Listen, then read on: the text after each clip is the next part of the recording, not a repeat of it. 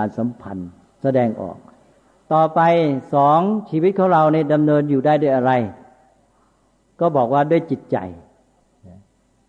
เราจะมีพฤติกรรมกายวาจาแสดงออกสัมพันธ์อย่างไรเนี่ยมันไม่ปราศจากด้านจิตใจอย่างน้อยต้องมีความตั้งใจต้องมีเจตนาต้องมีเจตจำนงเราจะเคลื่อนไหวกายสักอย่างหนึ่งจะเดินไปไหนเราจะเอามือไปหยิบอะไรเราจะพูดอะไรเนี่ยเรามีความตั้งใจนั้นจิตใจมาเชื่อมทันทีเป็นตัวชักใยอยู่เบื้องหลังจิตใจทำหน้าที่ตลอดเวลาที่เราเคลื่อนไหวพฤติกรรมตั้งใจอย่างไรเจตนาอย่างไรอยู่ที่แรงจูงใจอยู่ที่คุณสมบัติแรงจูงใจโลภอยากได้แรงจูงใจโกรธอยากทำร้ายอันนี้จะแสดงออกมาโดยความตั้งใจในทางพฤติกรรมกายวาจาเคลื่อนไหวพูดจาก็จะเป็นไปตามนั้นเพราะนั้นพฤติกรรมกายวาจาไม่ได้เป็นอิสระต้องมีจิตใจประกอบด้วยเอาแล้วนะสองด้านจิตใจแล้วจิตใจนั้นก็มีอะไรบ้างมีจิตใจที่มีคุณธรรมความดีหรือไม่เช่นโกรธอยากทำร้ายหรือว่ามีเมตตากรุณารักใคร่ปรารถนาดีนี่เป็นพวกคุณธรรมหรือว่ามีสมรรถภาพไหมจิตใจเข้มแข็งหรืออ่อนแอเจออะไรแล้วถอยเจอปัญหาปั๊บไม่สู้แล้วยอแยงอแงหรือว่าเจอปัญหาแล้วสู้ต้องทำอย่างที่ว่ามีคติมีจิตสำนึกในการฝึกตนว่าเจอปัญหาเลยคือเจอแบบฝึกหัดถ้าเราทำแบบฝึกหัดสำเร็จคือเราได้ก้าวหน้าขึ้นอีกขั้นหนึ่งเพราะฉะนั้นเราก็อยู่ที่นี่เรียกว่าสมรรถภาพทางด้านจิตใจมีความเพียรมีความเข้มแข็งมีความรับผิดชอบมีสติมีความยั้งคิดมีการรู้จักควบคุมตนเองได้มีสมาธิมีจิตใจแน่วแน่จิตอยู่กับใจอยู่กับกิจจิตอยู่กับงานหมายความว่าจะทำอะไรใจอยู่กับสิ่งนั้นได้แน่วแน่ไม่ฟุ้งซ่านไม่วอกแวกอันนี้ก็เป็นเรื่องของสมรรถภาพจิตใจและอีกอันหนึ่งก็คือความสุขความทุกข์จิตใจขุ่นมัวเศร้าหมองว้าเวเบื่อหน่ายหรือว่าเป็นจิตใจที่ร่าเริงเบิกบานผ่องใสสดชื่นมีความสุขอันนี้เป็นด้านจิตใจแล้วมันจะมีผลออกมาทางพฤติกรรมหมดเลยแล้วทีนี้อีกอันหนึ่งคืออะไรคือด้านปัญญาชีวิตมนุษย์ของเราเนี่ยไม่ขาดปัญญาทุกขณะที่เราเคลื่อนไหวพฤติกรรมนั้นเราจะพูดอะไรเราจะทำอะไรแม้แต่จะเดินเนี่ยเราต้องมีความรู้นะถ้าเราไม่รู้เราเดินไม่ได้เราไม่รู้จะเดินไปยังไงเดินไปไหนเรารู้ที่หมายที่ไปรู้ว่าเราอยู่ที่ไหนนะแล้วก็เรารู้แค่ไหนเราทำได้แค่นั้นใช่ไหมเรารู้แค่ไหนพฤติกรรมของเราก็ทำได้แค่นั้นเราก็ขยับขยื่นได้แค่นั้นแล้วก็พูดจาได้แค่นั้นจิตใจของเราก็เหมือนกันต้องอาศัยปัญญาความรู้ถ้าเราไม่รู้เราเจออะไรปั๊บอึดอัดขัดข้องทันทีลองเจออะไรสิไม่รู้นี่มันคืออะไรมันเป็นยังไงมันจะเอายังไงกับเราเนี่ยอึดอัดขัดข้องมีความทุกข์บีบคั้นจิตใจทันทีเพราะนั้นไม่รู้เนี่ยมาคู่กับทุกข์แต่พอรู้ว่ามันคืออะไรเป็นยังไงเราจะทำไงต่อมันในโล่งทันทีเพราะฉะนั้นปัญญาความรู้เนี่ยทำให้จิตใจเป็นอิสระนั้นปัญญาความรู้นี่เป็นตัวทำยังไงบ้างชี้นำบอกทางขยายขอบเขตเนี่ยเราเคยรู้เราเคยทำได้แค่นี้พอความรู้มานี่มันขยายขอบเขตทันทีเลยทำให้เราทำได้กว้างขวางซับซ้อนยิ่งขึ้นมันเป็นตัวปลดปล่อยให้เป็นอิสระเราไม่รู้ปั๊บนี่อึดอัดขัดข้องบีบคั้นพอรู้ปั๊บโล่งทันทีเลยเป็นอิสระพฤติกรรมการเคลื่อนไหวติดขัดอยู่พอปัญญารู้ปั๊บโล่งไปได้ตลอดเพราะฉะนั้นปัญญาในหน้าที่สำคัญที่สุดของมันคือเป็นตัวปลดปล่อยและเป็นตัวทำให้เป็นอิสระเพราะนั้นทำให้พฤติกรรมเป็นอิสระทำให้จิตใจเป็นอิสระชีวิตของคนเราที่ดำเนินตลอดเวลาเนี่ยก็คือการใช้3ด้านของชีวิตนี้1พฤติกรรมกายวาจาสัมพันธ์กับสิ่งแวดล้อมทางวัตถุและทางสังคม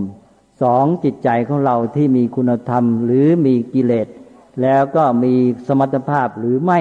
แล้วก็มีความสุขหรือไม่แล้วก็3เรื่องปัญญาความรู้ของเราที่จะเข้าใจสิ่งทั้งหลายได้ถูกต้องแล้วรู้จักใช้ความคิดให้ถูกทางให้สำเร็จอันนี้พ่อแม่ก็ต้องมาช่วยลูกในการที่จะพัฒนา3ด้านนี้3ด้านนี้มันเป็นคำที่ยาวจะเรียกให้สั้นว่ายังไงใครทราบบ้าง1ด้านสัมพันธ์กับสิ่งแวดล้อมทั้งทางวัตถุทางสังคมด้วยกายวาจา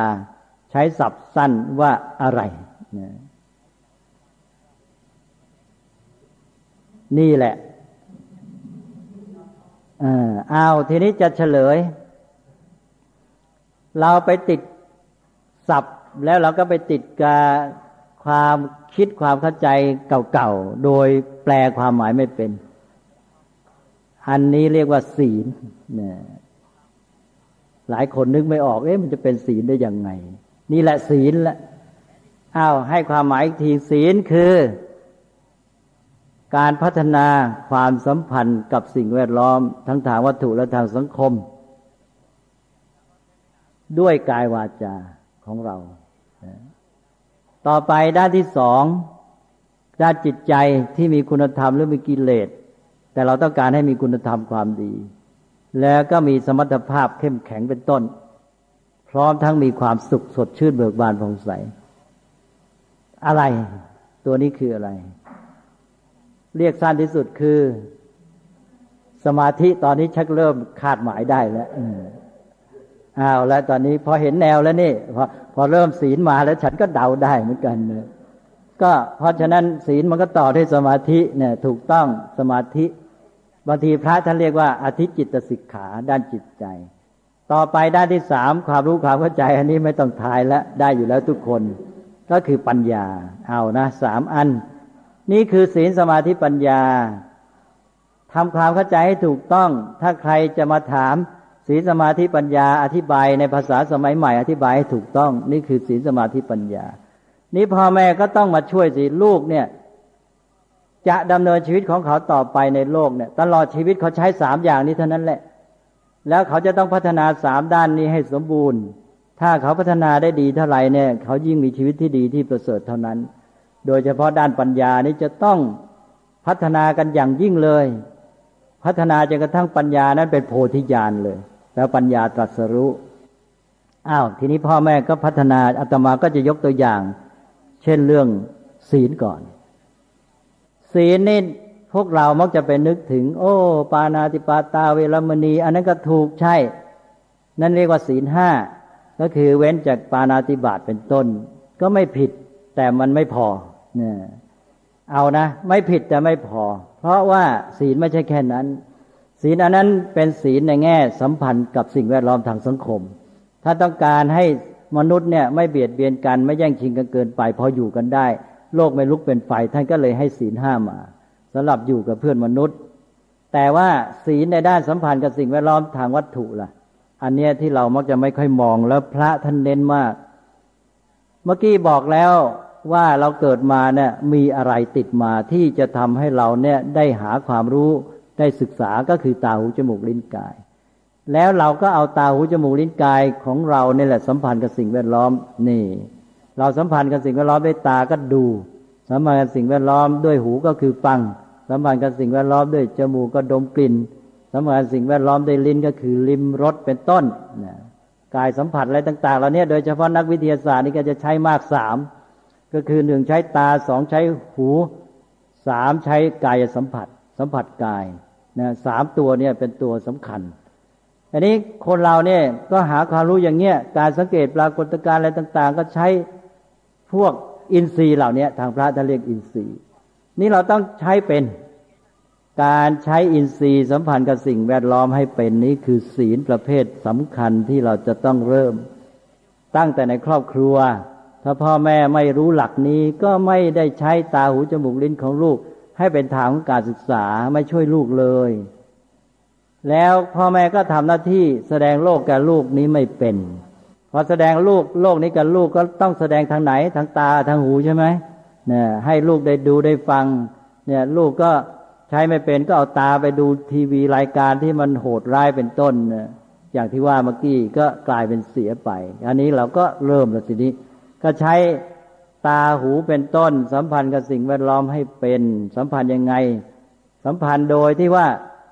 ให้เกิดประโยชน์การสัมพันธ์กับสิ่งแวดล้อมมันก็จะได้สองอย่างคือหนึ่งได้ความรู้หาความจริงให้ได้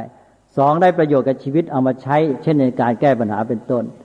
ก็จำไว้เลยมันมีสองอันที่เราจะต้องให้ได้ในการสัมพันธ์เนี่ยมองเป็นฟังเป็นคือมองให้ได้ความจริงกับมองให้ได้ประโยชน์ถ้ามองไม่เป็น ก็ไปติดที่ความรู้สึกก็ชอบใจไม่ชอบใจใช่ไหมจบถ้าคนที่ติดอยู่ก็ชอบใจไม่ชอบใจก็ตาดูฟังถูกใจถูกตาถูกหูก็ชอบใจก็สุขเจอสิ่งไม่ชอบใจไม่ชอบหูก็เป็นทุกข์ก็อยู่แค่นั้นไม่ได้อะไรแต่คนที่เป็นนี่ไม่ว่าอะไรชอบใจไม่ชอบใจฉันเรียนรู้เป็นหมดฉะนั้นฉันก็มองเป็นดูเป็นก็ได้ความรู้ฉะนั้นก็ไปอ่านว่าหนึ่ง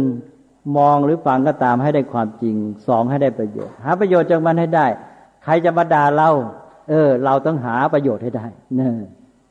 อย่างนี้ไม่เป็นไรแม้แต่สถานการณ์ที่เลวร้ายที่สุดเนี่ยคนที่มีการศึกษาเนี่ยเขาจะใช้ตาหูให้ได้ประโยชน์เพราะฉะนั้นมันไม่มีอะไรเลยที่เราจะไม่สามารถหาประโยชน์ได้นั้นถ้าเป็นวิถีพุทธเนี่ย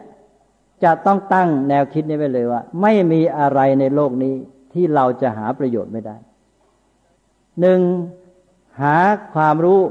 ที่จะได้คติกับชีวิตสิ่งเลวร้ายก็เป็นคติกับเราได้แล้วแน่นอนที่เราได้ก็คือความจริง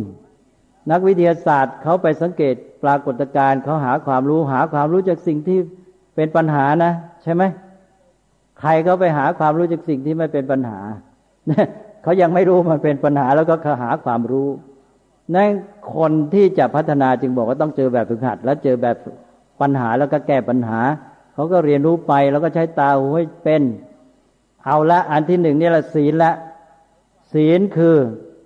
ใช้ตาหูเป็นต้นที่เรียกว่าอินทรีย์เนี่ยให้เป็นให้ได้ความจริงและได้ประโยชน์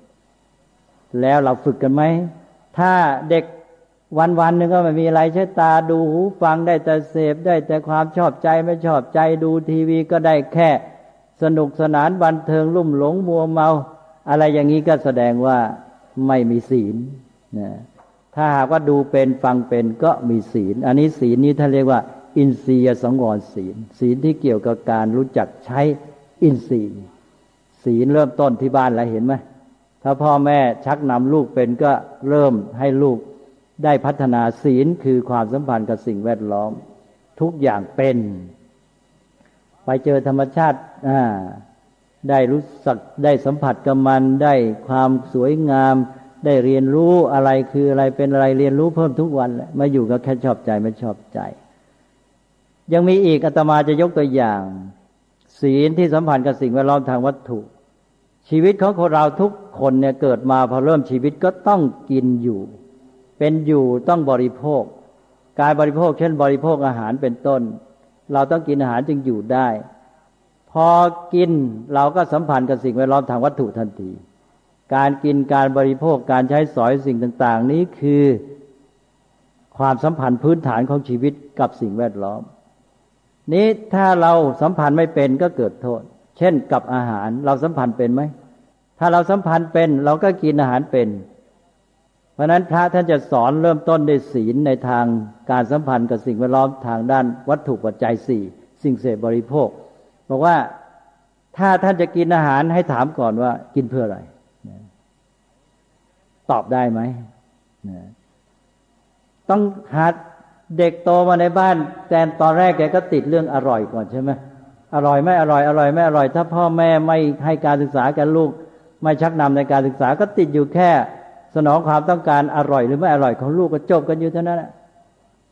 ทีนี้อร่อยมันไม่อร่อยเนี่ยมันไม่แน่ว่าจะเป็นคุณเป็นโทษกับชีวิตไม่เด็ดขาดนี่เราก็จะต้องมีความรู้เพื่อจะรู้ว่าเรากินนี่เพื่ออะไรเรากินเพื่ออร่อยเรากินเพื่อโก้เก๋อวดกันว่าเรานี่โก้กว่าคนอื่นมีฐานะกว่าหรือกินเพื่ออะไรก็จะตอบได้ทุกคนว่าที่จริงนี่กินเพื่อร่างกายแข็งแรงมีสุขภาพดีมันเป็นความต้องการของชีวิตเป็นความต้องการของร่างกายโดยธรรมชาติไม่ใช่ความต้องการโก้เก๋อร่อยหรอกที่เป็นตัวความต้องการที่แท้จริง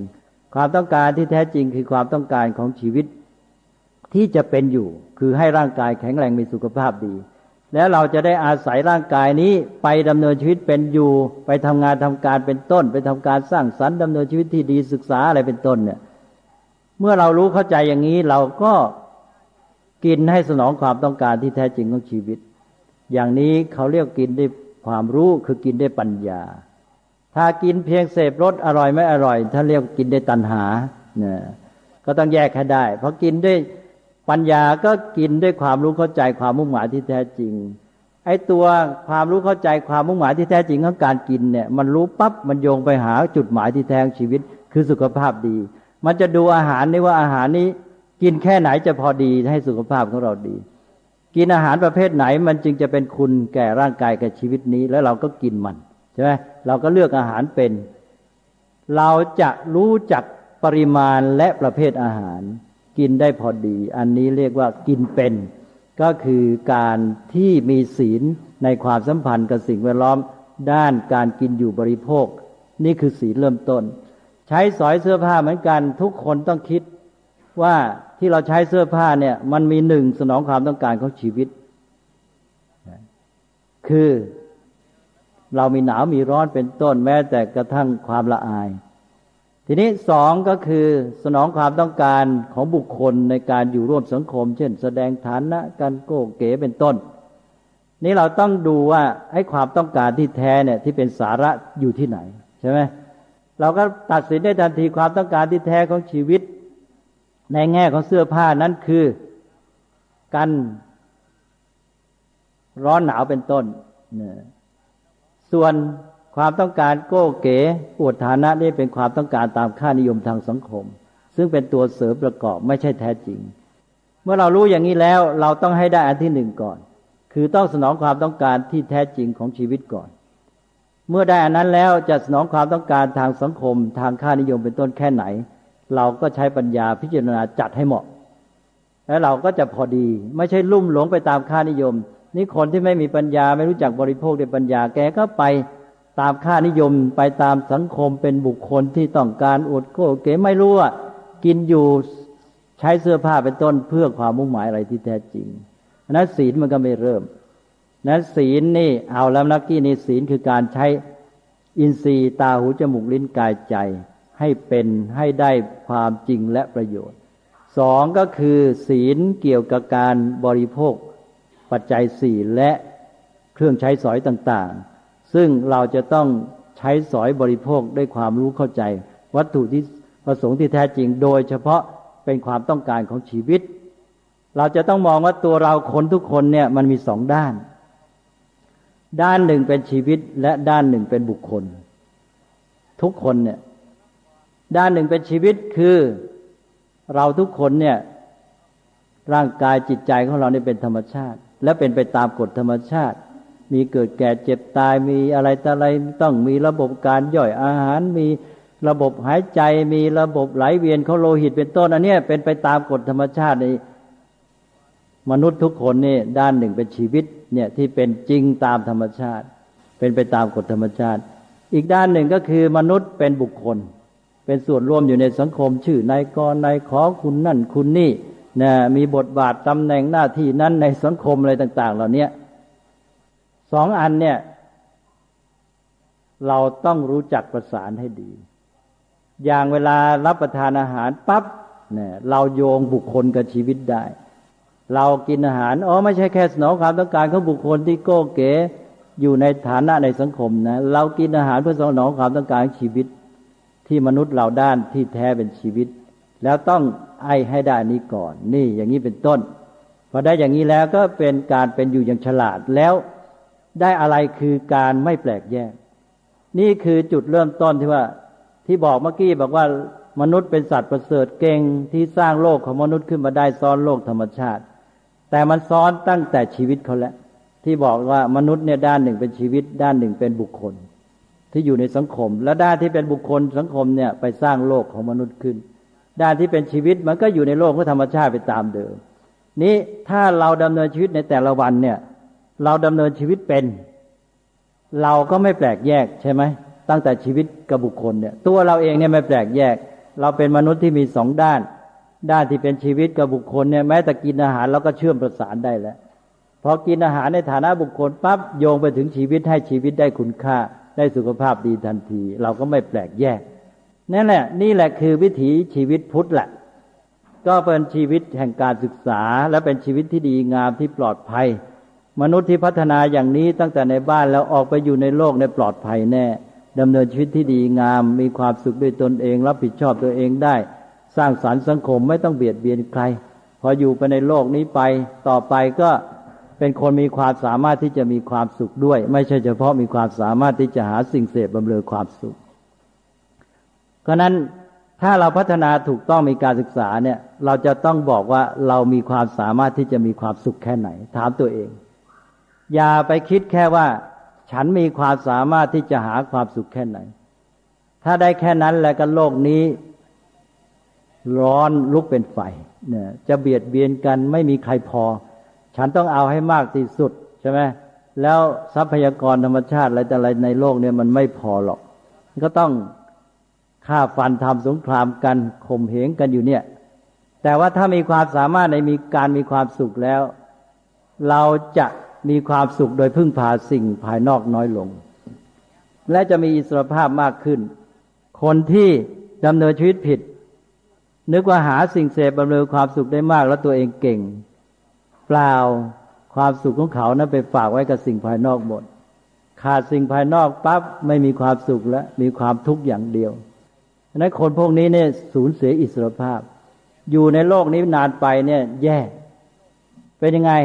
ก็เป็นคนทุกข์ได้ง่ายสุขได้ยากทุกข์ได้ง่ายเพราะอะไรเพราะว่ามันต้องมีสิ่งบำเรอความสุขข้างนอกมาช่วยแล้วจึงจะสุขได้ถ้าขาดสิ่งบำเรอความสุขฉันก็สุขไม่ได้ก็มีแต่ทุกข์แต่นี้พอเราพัฒนาความสามารถที่จะมีความสุขขึ้นมาภายในเราพึ่งพาวัตถุภายนอกได้น้อยก็ได้เราก็สุขได้นี่เราเก่งในการมีความสุขเราสุขง่ายขึ้นนั้นคนที่เก่งจริงๆเนี่ยถามตัวเองในแง่ความสุขว่าโตขึ้นมาเนี่ยสุขง่ายขึ้นหรือสุขยากขึ้นนะถ้าคนไหนตอบว่าฉันสุขยากขึ้นแสดงว่าการศึกษาผิดแหละนะถ้าหากว่าเก่งจริงนะก็ต้องตอบว่าฉันเป็นคนสุขได้ง่ายขึ้นอย่างนี้ถูกต้องนะก็แสดงว่ามีความสามารถที่จะมีความสุขทุกข์ก็เช่นเดียวกันคนที่อยู่ไปโตขึ้นไปทุกข์ได้ง่ายขึ้นทุกทีนี่มันก็แย่ที่มันจะพัฒนาอะไรทีนี้ถ้าหากว่าเก่งจริงก็ต้องทุกข์ได้ยากขึ้นอะไรต่ออะไรจะมาทำให้ฉันทุกข์นี่โอ้ยทำได้ยากเจออะไรต่ออะไรฉันเป็นสุขได้หมดใช่ไหมเจอปัญหาฉันก็สุขเจอสิ่งที่ยากฉันก็ได้เรียนรู้นะคนที่เป็นนักพัฒนาตนมีจิตสำนึกในการพัฒนาเนี่ยเขาจะมองว่าโอ้อะไรที่มันยิ่งยากอะไรเป็นปัญหานี่เราจะได้ฝึกตัวเองมากได้พัฒนาตัวเองมากเพราะนั้นเจอปัญหานี่ชอบใจนะเจอของยากนี่ชอบใจเจอบทเรียนยากชอบใจปรีเข้าไปหาบอกว่าดีแล้วเดี๋ยวฉันจะได้ฝึกเต็มที่เลยแล้วจริงๆนะกว่าจะผ่านไปได้เนี่ยได้เยอะแยะแต่คนที่ไม่มีจิตสำนึกในการฝึกตัวเองไปเจออะไรยากก็ท้อแล้วถอยหลังแล้วไม่สู้แล้วจิตใจก็หดหู่ท้อแท้มีความทุกข์ใจก็ทุกข์แล้วไม่เต็มใจทำก็ฝืนใจทำก็ไม่ได้ผลเขาเรียกว่างานก็ไม่ได้ผลคนก็เป็นทุกข์แต่พอตั้งใจถูกมีท่าทีมีจิตสำนึกในการฝึกตนเจอเรื่องยากบอกทีนี้ดีแล้วเจอเรื่องยากฉันยิ่งได้มากเพราะว่ายิ่งยากยิ่งได้ฝึกตัวเองมากนั่นก็เลยชอบใจก็เลยไปทำสิ่งที่ยากพอทำสำเร็จหนึ่งใจตัวเองก็เต็มใจทำสองก็ตั้งใจทำด้วยเพราะชอบตั้งใจทำแล้วก็มีความสุขด้วยงานก็สำเร็จด้วยดีด้วยชีวิตก็พัฒนาเพราะนั้นเราเป็นอยู่อย่างดีเนี่ยไม่ต้องกลัวตอนนี้สังคมมีวิกฤตวิกฤตไม่ต้องกลัวทั้งนั้นนะเอามาเป็นบทเรียนแต่ว่าต้องมองให้เป็นถ้ามองไม่เป็นก็เนี่ยหนึ่งก็จับเจ้านั่งทุกข์เรานี่สังคมของเราวิกฤตเราไม่มีเงินซื้ออะไรได้ตามชอบใจแล้วลำบากใจก็ทุกข์อย่างเดียวถ้าไม่งั้นก็พอมีเงินก็ไปลุ่มหลงมัวเมาหาแต่ความสุขจากการเสพหาความสุขอยู่นั่นแหละแล้วก็เบียดเบียนกันประเทศชาติก็ไม่พัฒนาอันนี้ถ้าเรามองเป็นเนี่ยเรามีการศึกษาแบบพุทธมีวิถีชีวิตพุทธใช่ไหมเราก็มองสถานการณ์ทุกอย่างเราได้เรียนรู้หมดเวลานี้สถานการณ์สังคมไม่ดีเป็นวิกฤตเราก็ต้องหาประโยชน์จากมันให้มากที่สุดหนึ่งเรียนรู้หาความจริงว่าเหตุผลเป็นยังไงสังคมของเราจึงเกิดปัญหาอย่างนี้ประสบวิกฤตอย่างนี้เป็นเพราะเหตุปัจจัยอะไรที่พวกเราทำอย่างนั้นยังไงกันบ้างสองก็หาประโยชน์จากมันให้ได้ก็คือฝึกตัวเองเนี่ยฝึกตัวเองจากปัญหาแล้วกว่าจะผ่านวิกฤตไปนี่คนไทยก็จะพัฒนาเยอะแยะจะเก่งนี้ถ้าหากว่าวิกฤตขนาดเข้ามาอย่างนี้คนไทย ยังไม่รู้จักใช้ให้เป็นบทเรียนเป็นแบบฝึกหัดมันก็น่าเสียดายเสียเปล่าเวลาก็จะหมดไปเปล่าเสร็จแล้วเราก็แย่ตามเดิมเพราะนั้นอยู่ที่ว่าเราจะดำเนินวิถีชีวิตพุทธเป็นไหมถ้าหากว่าดำเนินวิถีชีวิตพุทธเป็นเวลานี้สังคมมีวิกฤตเราจะต้องบอกว่าคนพุทธต้องเอาประโยชน์จากวิกฤตนี้ให้ได้นะแล้วจะต้องสร้างชีวิตสังคมของเรานี้ให้ดีให้เข้มแข็งให้ก้าวหน้าขึ้นมาจากวิกฤตนี่แหละเอาวิกฤตนี้เป็นจุดเริ่มต้นแล้ววิกฤตนี้ก็จะเป็นจุดพลิกผันใหม่พลิกผันในทางที่ดีคือไปสู่ความเจริญก้าวหน้าถ้าวิกฤตเราใช้ไม่เป็นก็จะไปต่อด้วยวิบัตินะถ้าวิกฤตเราใช้เป็นเราปฏิบัติถูกมันก็กลายเป็นวิวัฒน์ตรงนี้คือจุดหัวเลี้ยวหัวต่อเพราะนั้นก็ให้เรามามองให้เป็นแล้วใช้ประโยชน์จากพระพุทธศาสนาซึ่งอยู่ที่เนื้อตัวของชีวิตเรานี่แหละไม่ใช่ต้องไปเที่ยวหาว่าถ้าพัฒนาชีวิตเป็นใช้หลักธรรมในพุทธศาสนาเป็นก็อยู่ที่ชีวิตเราแล้วเราก็หาประโยชน์จากมันแล้วพลิกวิกฤตให้เป็นวิวัฒน์หรือทำวิกฤตให้เป็นจุดเริ่มต้นของวิวัฒน์ให้ได้คนไทยจะต้องมีความเข้มแข็งอันนี้น่าเสียดายมากคนไทยจำนวนมากเนี่ยหนึ่งอ่อนแอแล้วพอเจอวิกฤตเข้าไปนะโอดโอยไม่มีความอดทนไม่มีความเข้มแข็งหันไปได้แต่ไปขอร้องไปบนบานไปวิงวอนหาโชคลาภลอยอะไรต่างๆเหล่านี้นี่หนึ่งแล้วพวกนี้อ่อนแอนะอีกพวกหนึ่งก็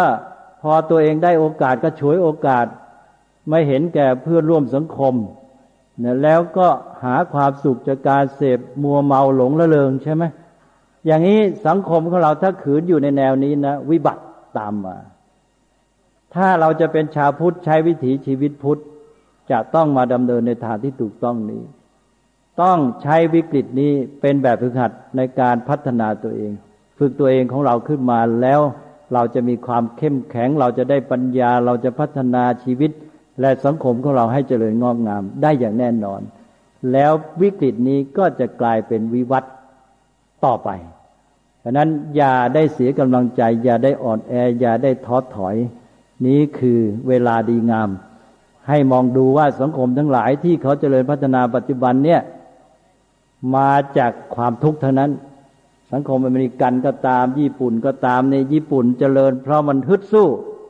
ขออภัยอย่าไปใช้มันใช้เขาก็แล้วกันนะ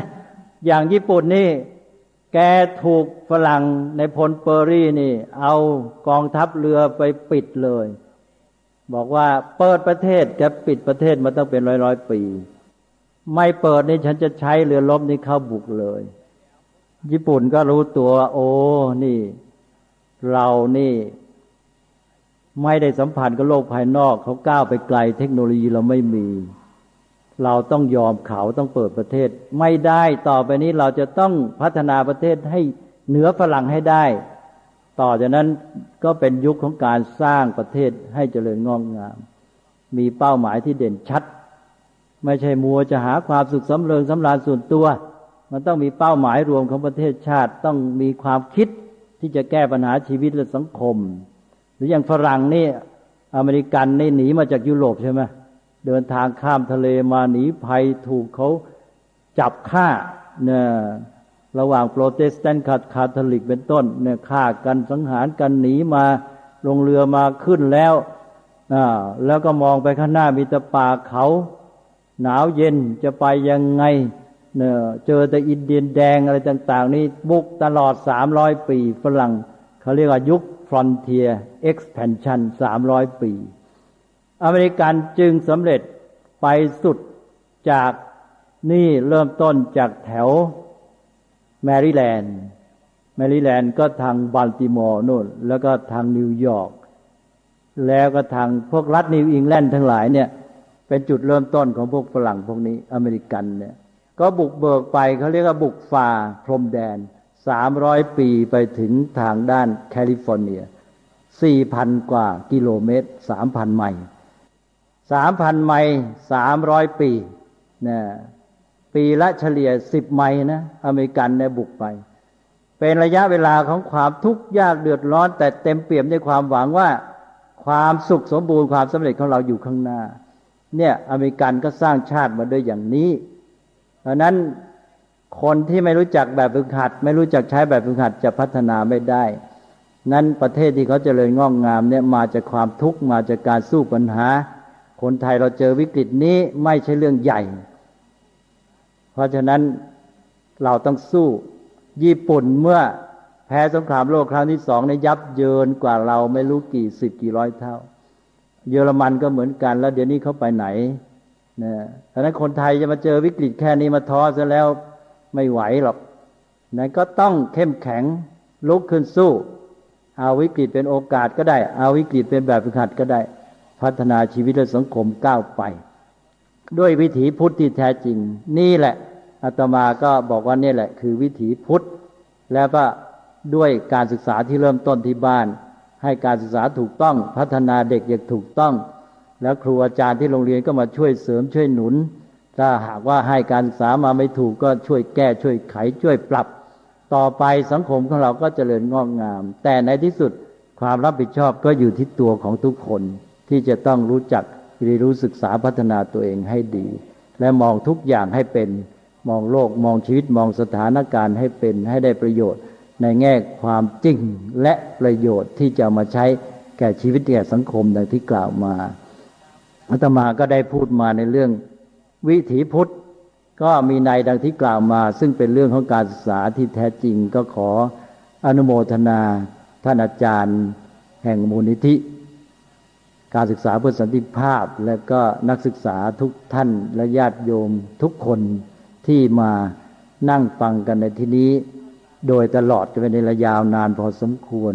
ก็ขอให้พวกเราอย่างที่กล่าวแล้วมีกำลังใจมาช่วยกันสร้างสรรค์ชีวิตและสังคมต่อไปก็เวลานี้ก็เป็นโอกาสอันสมควรท่ามกลางวิกฤตนี้เรามีไมตรีจิตมิตรภาพต่อกันและตั้งจิตในทางที่ถูกต้องก็ใจคอไม่หดหู่ท้อถอยแต่มีความเบิกบานร่าเริงผ่องใส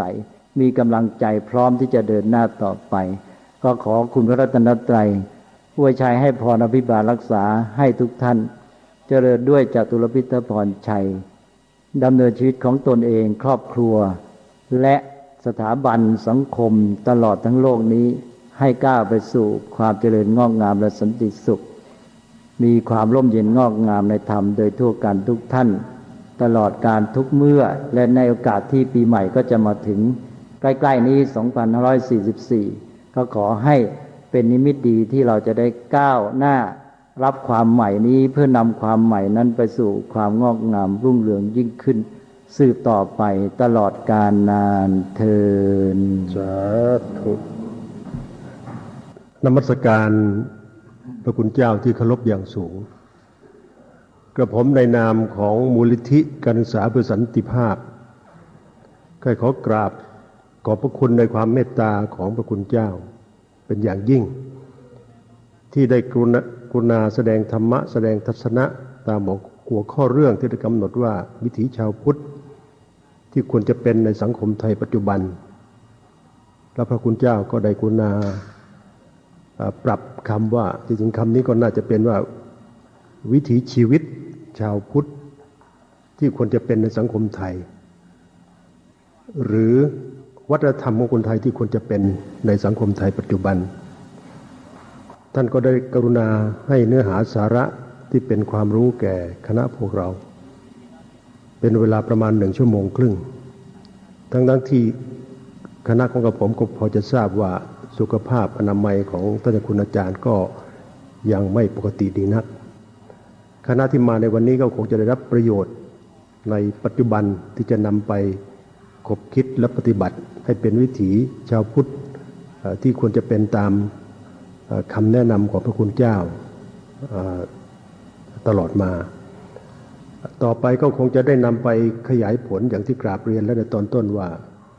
ในการประชุมสัมมนาทางวิชาการในเรื่องนี้ที่สถาบันราชภัฏสวนสุนันทาแล้วก็จะขยายผลไปยังในต่างจังหวัดก็คือสถาบันราชภัฏลำไยพันนี อุดรธานีและก็นครสวรรค์นอกจากนั้นในวันนี้สถานีโทรทัศน์ช่อง7ก็มาด้วยก็คิดว่าก็จะเป็นช่องทางอีกช่องทางหนึ่งที่จะนำเรื่องนี้ไปขยายผลแก่ประชาชนโดยทั่วไปและในเวลา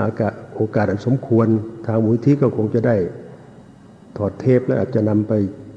พิมพ์เป็นหนังสือเป็นรูปเล่มมาต่อไปครับในนามของมูลนิธิก็ขอกราบพระคุณเจ้าเป็นอย่างสูงไว้ในโอกาสนี้ด้วยนะครับ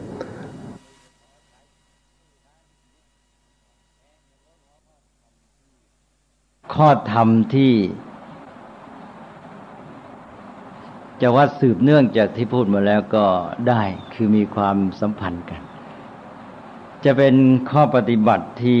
มาช่วยจำกัดตัณหาแล้วก็หนุนหรือส่งเสริมฉันทะแล้วก็เป็นตัวที่ช่วยเอื้อโอกาส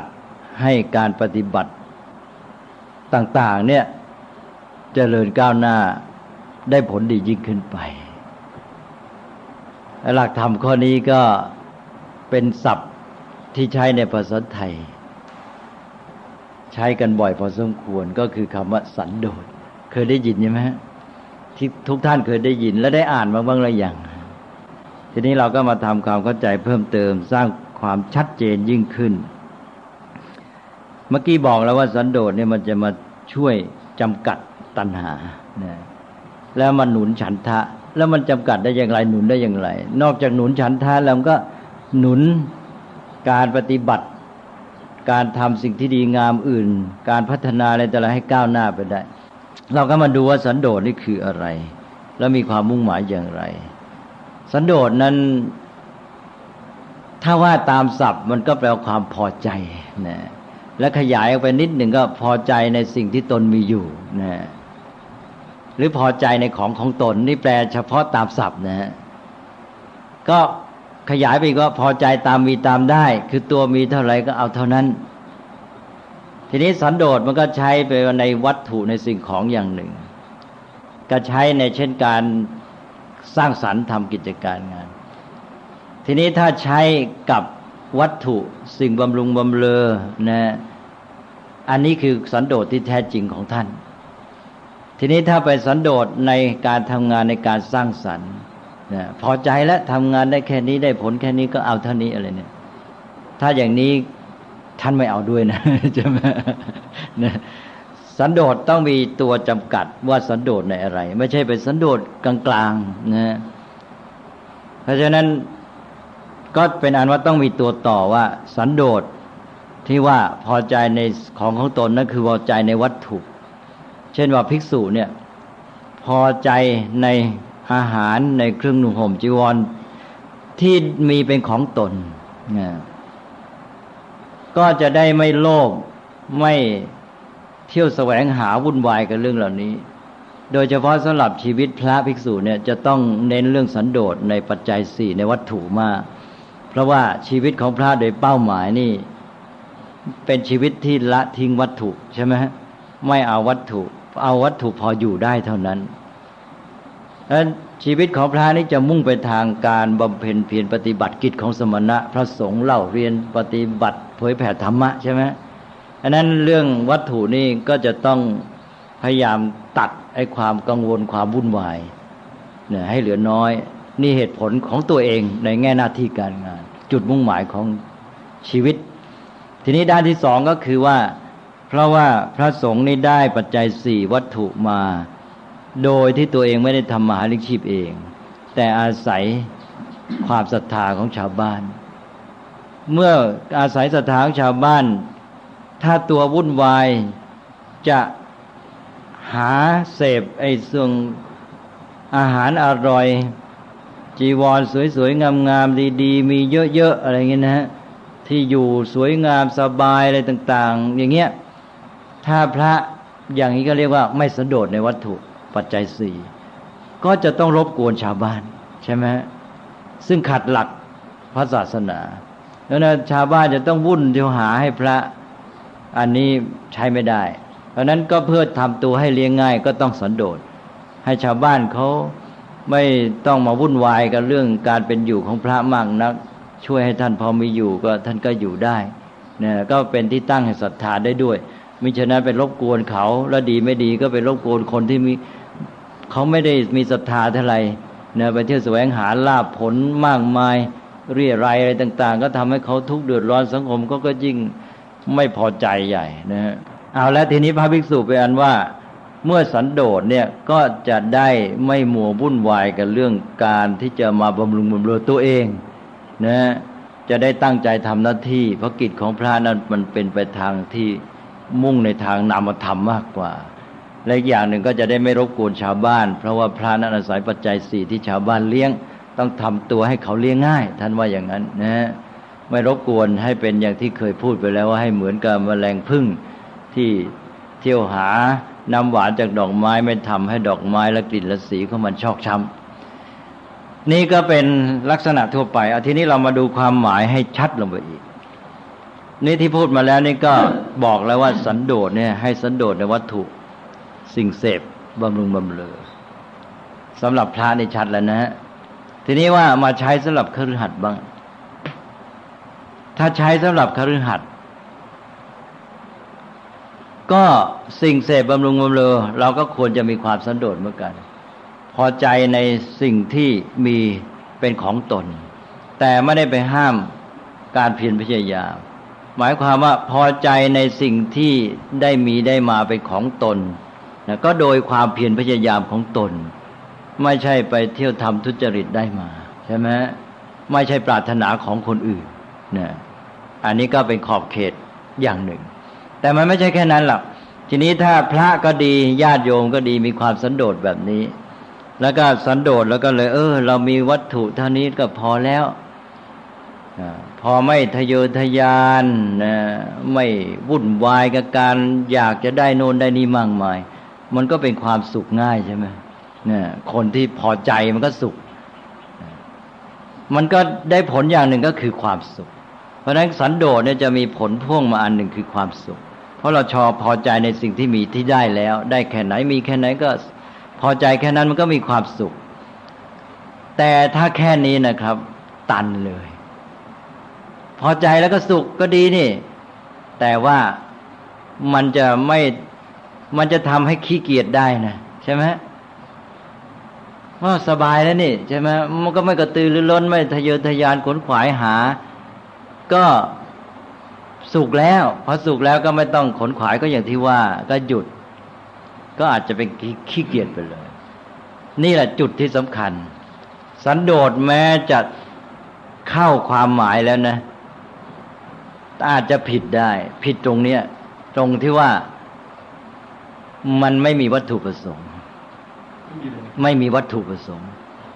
เพราะว่าสันโดษนั้นมันมีวัตถุประสงค์เพื่ออะไรมันส่งต่อที่บอกเมื่อกี้นะมันมาจำกัดตัณหาตรงนี้ไงใช่ไหมเพราะทำให้เราพอแล้วไม่ต้องทะเยอทะยานกับวัตถุสิ่งเสพบำรุงบำเรอที่ยังไม่มีใช่ไหมเอาแต่เป็นของตนมีได้พอใจแล้วใช่ไหมตอนนี้จำกัดตัณหาเห็นไหมจำกัดตัณหาแล้วแต่ทีนี้มันจะหนุนฉันทะยังไงธรรมะทุกข้อมันต้องส่งผลต่อข้ออื่นให้เดินหน้าเพราะมันเป็นไตรสิกขาไตรสิกขานี่คือกระบวนการพัฒนามนุษย์ทำให้เราเดินหน้าไปสู่ความดีงามยิ่งขึ้นไปไม่ใช่มาหยุดอยู่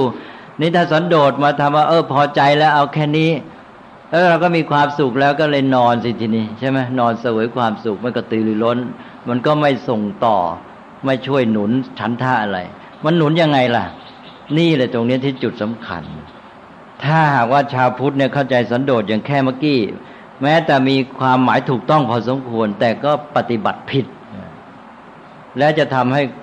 กลายเป็นเครื่องขัดขวางการพัฒนาอย่างที่เขาว่าทีนี้จุดที่สำคัญก็คือว่าเราสันโดษทำไมที่สันโดษเนี่ยนะเพราะจุดมุ่งหมายมันเพื่อจะได้มีหนุนการปฏิบัติเราจะได้ปฏิบัติต่อไปเราไม่มีกังวลมันจะได้อะไรบ้างเมื่อเราสันโดษพอเราสันโดษพอใจในวัตถุสิ่งเสพเท่าที่มีอยู่ตามมีตามได้ไม่มามัววุ่นวายกับการหาสิ่งบำรุงบำเรอตัวเองหนึ่งนะเราสงวนแรงงานไว้ได้สองเราสงวนเวลาไว้ได้สามเราสงวนความคิดไว้ได้คนที่ไม่สันโดษใช่ไหมแกก็วุ่นวายคิดแต่จะ หาสิ่งเสพเอาอย่างพระเนี่ยแกก็ใช้เวลาไปในการวุ่นวายหาจีวรหาอะไรต่างๆที่มันจะได้มาบำรุงบำรุงตัวเองเวลาแกก็ใช้ไปสิ้นเปลืองในเรื่องนี้แรงงานแกก็เที่ยวใช้ไปในเรื่องนี้ความคิดแกก็ครุ่นคิดอย่างที่ว่าอย่างที่พูดเมื่อกี้นะจีวรผืนนี้ยังไม่สวยเนี่ยเราจะหาจีวรอะไรดีเนาะมันยี่ห้ออะไรมันจะดีกว่านี้นะยี่ห้อไหนดีที่สุด อะไรใช่ไหมแกก็ครุ่นคิดอยู่เรื่องเนี้ยทำไงจะทำที่อยู่ให้มันหรูหราครุ่นคิดอยู่อย่างเงี้ยเวลารายงานความคิดหมดไปกับเรื่องนี้หมดเลยอันนี้ไอ้หน้าที่การงานก็ไม่เป็นอันทำสิใช่ไหมนี่ในที่นี้ในทางตรงข้ามพอเรามีความสันโดษเราก็พอวัตถุแค่นี้พอเป็นอยู่แล้วทำให้เราพร้อมที่จะทำงานได้เอาละสิทีนี้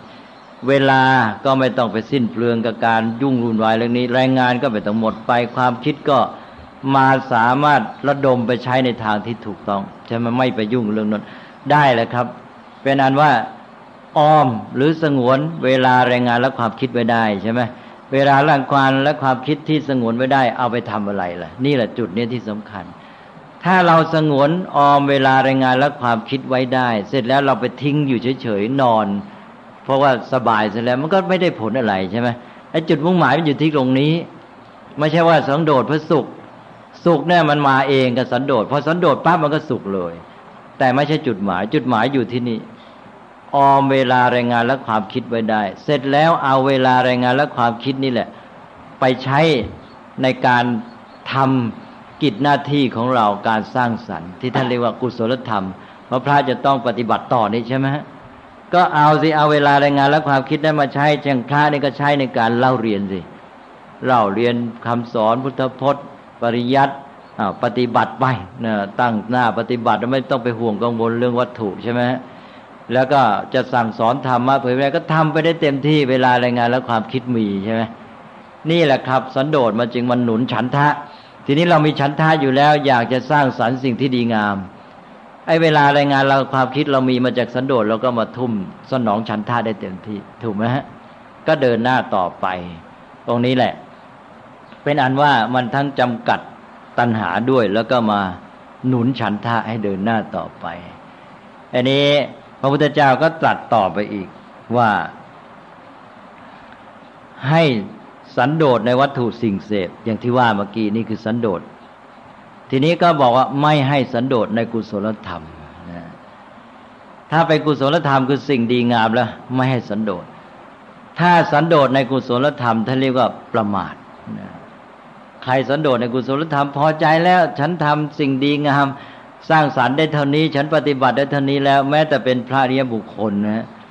ปฏิบัติไปได้บรรลุคุณวิเศษเกิดพอใจว่าแหมเรานี่ปฏิบัติมาได้บรรลุผลสำเร็จดีงามเกิดความพอใจมันก็มีความโน้มเอียงที่จะหยุดพระพุทธเจ้าก็ตรัสเธอเป็นประมาทวิหารีแปลว่าผู้อยู่ด้วยความประมาทใช้ไม่ได้นะนั้นในด้านกุศลธรรมหรือสิ่งดีงามพระพุทธเจ้าไม่ให้สันโดษนะต้องเดินหน้าต่อไปเพราะมันเข้ากับหลักไตรสิกขาเราจะพอใจเท่านี้ไม่ได้ชีวิตของเราไม่รู้จะอยู่ยังไงอนิจจังมันจะเป็นไงเมื่อไรก็ไม่รู้แล้วมันไม่ใช่ยาวนัก100 ปีใช่ไหมดังนั้นในเวลาเนี้ยทำสิ่งที่ดีงามทำชีวิตให้มีค่าทำสิ่งที่ชีวิตควรจะได้จะถึงให้มันได้อย่างดีที่สุดนะอันนี้แหละท่านไม่ยอมให้สันโดษทีนี้พอเราสันโดษในสิ่งเสพบำรุงบำเรอเราก็สามารถไม่สันโดษในกุศลธรรมได้เต็มที่เลยใช่ไหมกลับหนุนกัน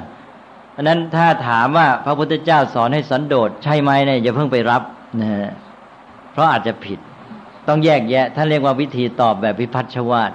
วิพัชชวาทก็คือรู้จักแยกแยะตอบแยกแยะตอบว่าพระพุทธเจ้าสอนให้สันโดษในวัตถุบำรุงบำเรอแต่ให้ไม่สันโดษในกุศลธรรมใช่ไหมในสิ่งที่ดีงามอันนั้นก็ในสิ่งที่ดีงามเราก็มาคิดว่าเราจะแก้ไขจะปรับปรุงยังไงทำให้มันดีขึ้นนะต้องคิดอยู่อย่างนี้เรื่อยเราก็เอาเวลารายงานและความคิดมาใช้ในการพัฒนาสร้างสรรค์เหล่านี้แล้วเราก็ไม่ไปห่วงกังวลกับเรื่องวัตถุใช่ไหมก็สบายพวก ผู้ที่สร้างสรรค์ความก้าวหน้าในอารยธรรมของโลกเนี่ยมันก็เป็นพวกนักสันโดษเท่านั้นอย่างไอน์สไตน์อย่างนี้ใช่ไหมแกไปคิดหาความสุขสำราญที่ไหนแกไม่มีใช่ไหมแต่แกใฝ่รู้อยากจะรู้ความจริงของธรรมชาติเป็นยังไงแกก็ทุ่มเทเวลาแรงงานความคิดให้แกเรื่องของการที่จะค้นหาความรู้ถูกไหมแกไม่เอาใจใส่เรื่องของการปลนเปลือยตัวเองก็คนที่จะสร้างสรรค์มันก็ต้องมีลักษณะอย่างนี้แต่ทีนี้มันด้วนไปที่ว่าพอสันโดษพอใจในสิ่งที่มีก็หยุดเลยนอนเสวยสุขอย่างนี้ก็ตันใช่ไหมฉะนั้นมันมีสองตอนคือสันโดษก็ต้องให้ถูกความหมายต้องให้เป็นสันโดษในวัตถุเสพแต่เมื่อสันโดษในวัตถุสิ่งเสพบำรุงบำเรอแล้วก็ต้องมีความมุ่งหมายว่าเพื่อมันหนุนให้การเราจะได้ออมเวลาแรงงานและความคิดมาใช้ในการสร้างสรรค์สิ่งที่ดีงามยิ่งขึ้นไปมันต้องรับกันอย่างนี้ถ้าอย่างนี้แล้วมันก็ไม่มีปัญหาใช่ไหมอันนี้มันผิดทั้งคู่ไอ้พวกหนึ่งก็หมดสันโดษนอนสบายขี้เกียจอีกพวกหนึ่งก็ไม่สันโดษก็ไปเอาแต่สิ่งบำรุงบำเรอก็เลยหาทางลัดกู้หนี้ยืมสินลักขโมยทุจริตนะไปคนละทิศไปเลยก็เลยเสียทั้งสองอย่างคล้ายๆว่านึกว่าตัวเองเดิมสันโดษไม่ถูกใช่ไหมสันโดษก็เลยไปซะอีกทิศเลยผิดพลาดทั้งคู่อันนี้ว่าในแง่อีกแง่ก็คือความสุขหันมาเมื่อกี้บอกแล้วว่าพอสันโดษปั๊บมันก็ได้ผลพ่วงมาก็คือความสุขเพราะฉะนั้นคนสันโดษจะมีลักษณะอย่างหนึ่งคือสุขง่ายในวัตถุน้อยนี่คนที่ไม่สันโดษแกก็สุขยากสิใช่ไหมแล้วก็สุขด้วยวัตถุที่ยังไม่มีไอ้ความสุขไปอยู่กับสิ่งที่ยังไม่มีไม่ได้ไอ้สิ่งที่ได้มาเป็นของตัวแล้วเนี่ยมันไม่พอมันก็ไม่สุขใช่ไหมเมื่อความสุขไปอยู่กับสิ่งที่ยังไม่มีไม่ได้มันก็ไม่ถึงความสุขนั้นสักทีมันยังไม่มีความสุขกับวัตถุทีนี้เราลองมาดูว่าประโยชน์และโทษของความสันโดษและไม่สันโดษในแง่สิ่งเสพวัตถุบำรุงบำเรอเนี่ยเอาดูคนไม่สันโดษก่อนคนไม่สันโดษในวัตถุสิ่งเสพบำรุงบำเรอหนึ่งความสุขอยู่กับสิ่งที่ยังไม่ได้ไม่มีเพราะฉะนั้นสิ่งที่ได้มีแล้วไม่สุขแต่นะสุขทางวัตถุก็ไม่ได้ยังไม่มีทะยานไปโลดแล่นไปความสุขไปหวังข้างหน้านี้สองก็คืออย่างที่บอกเมื่อกี้แกก็ต้องทุ่มเวลาแรงงานและความคิดมาใช้ในการที่จะแสวงหาสิ่งเสพบำรุงบำเรอเวลาก็หมดเปลืองไปกับเรื่องนี้นี่บางทีเวลามันไม่พอเมื่อเวลามันไม่พอแกก็ต้องเบียดบังเวลาทำงานทำหน้าที่เอามาหาสิ่งเสพใช่ไหมไม่เป็นอันทำงานการก็เสียนะสามทีนี้ไอ้สิ่งเสพบางทีมันต้องใช้เงินต้องใช้เงินทองซื้อหามาอันนี้เงินทองที่หาสิ่งเสพซื้อตอนนี้มันไม่พอเพราะตัวอยากจะได้ไม่มีที่สิ้นสุดก็เลยต้องทุจริตใช่ไหมก็เกิดปัญหาอีกทีนี้ต่อไปอีกสี่ก็คือว่าเพราะใจตัวเนี่ยหวังอยู่กับไอ้สิ่งเสพที่จะมีความสุขจากสิ่งเหล่านั้นเพราะนั้นไอ้งานการที่ทำหน้าที่เนี่ยทำโดยไม่มีความสุขกลายเป็นว่าจำใจทำงาน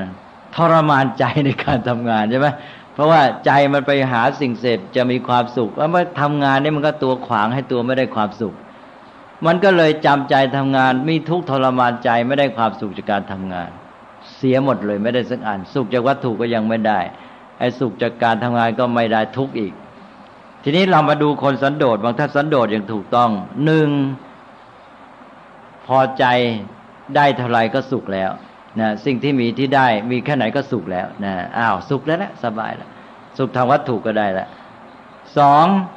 แกก็เอาเวลาแรงงานและความคิดนั้นมาทุ่มให้กับการทำงานทำสิ่งที่ดีงามพัฒนาสร้างสรรค์ไป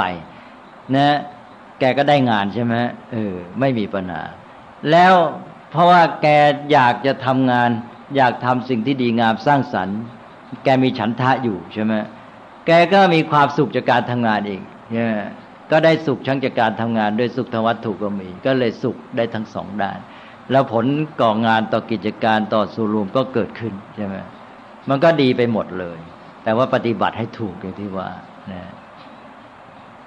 ก็รวมความว่าหลักการนี้จึงบอกว่าสันโดษนั้นมันจำกัดตัณหาด้วยแล้วก็สนับสนุนฉันทะด้วยหนุนให้ฉันทะเดินหน้าไปได้ผลที่ต้องการ เพราะนั้นถ้าเราจะพัฒนาประเทศให้ถูกต้องก็ต้องส่งเสริมความสันโดษที่ถูกต้องเนี่ยพร้อมทั้งส่งเสริมความไม่สันโดษในกุศลธรรมด้วยนะให้คู่กันให้ได้คู่พอสันโดษในวัตถุเสพปั๊บก็ไปไม่สันโดษในกุศลธรรมก็เดินหน้ามันก็เป็นไปได้ดีเพราะนั้นพระพุทธเจ้าจะตรัสมากไอ้เรื่องที่ว่าไม่ให้สันโดษออกลักษณะที่ไปสัมพันธ์กับอีกอันหนึ่งก็คือความไม่ประมาทเพราะว่าถ้าสันโดษในการทำกิจหน้าที่สิ่งดีงามก็ประมาทอย่างผมไปที่ครอบครัวไทยในอเมริกาเช่นพวกหมอเนี่ยนะลูกเขาก็ไปเรียนก็เป็นคนอเมริกันนะลูกเขาเกิดที่นั่นโตเรียนมหาวิทยาลัยนะอันนี้เขาก็บอกว่าญาติจากเมืองไทยไปเยี่ยมญาติเมืองไทยไปเยี่ยมก็จะไปหาซื้อของฟุ่มเฟือยไปหาซื้อไอ้พวกเสื้อผ้ากระเป๋าอะไรแต่อะไรราคาแพงๆเขาก็บอกว่าเด็กอเมริกันมันไม่เห็นเอาใจใส่กับไอ้เรื่องของฟุ่มเฟือยเหล่านี้เลยอ้าวเด็กไทยมันหนักกว่าใช่ไหมแล้วพ่อแม่ก็ไปตามหาซื้อสิ่งเหล่านี้แล้วคนไทยเราพวกเศรษฐีเนี่ยไปเมืองอเมริกาเนี่ยไปหาซื้อแต่เรื่องนี้ไม่เคยไปหาไอ้สิ่งที่เป็นประโยชน์คุณภาพชีวิตหาความรู้สติปัญญาไม่มีไปหาซื้อของฟุ่มเฟือยราคาแพงๆนี่คนไทยเราเป็นอย่างนั้นเป็นเศรษฐีไปหาซื้อแต่ของฟุ่มเฟือยทั้งนั้นแหละไม่หาสิ่งที่เป็นประโยชน์ที่เป็นเนื้อหาสาระแล้วนอกจากนั้นก็ลูกก็เป็นอย่างนั้นไปหาซื้อให้ลูกทีนี้เขาก็บอกอย่างที่ว่าเพราะเขาเป็นคนไทยแต่เขาอยู่ในอเมริกาใช่ไหมเขาบอกเด็กอเมริกันเรียนมาเมื่อไหร่มันไม่เห็นคิดถึงเรื่องเหล่านี้เลยแล้วอย่างไปนิวยอร์ก ก็คนไทยที่นั่นก็อยู่เขาก็บอกว่าเนี่ยคนไทยมาจากเมืองไทยก็ให้เขาพาไปไอ้แหล่งบันเทิงหาความสุขยามราตรีเขาบอกมาเมืองนี้จะไปหาอะไรเล่ามันไม่เหมือนเมืองไทยว่างั้นเขาว่าอย่างนั้น จะไปหาอะไรที่นี่เมืองอเมริกามันไม่ได้เป็นอย่างเมืองไทยในเรื่องหาความสุขบันเทิงยามราตรีแบบนั้นไม่มีแหล่งมากมายรู้ฟุ่มเฟือยอย่างเมืองไทยแสดงว่าเมืองไทยได้ไปไกลกว่าเขานะ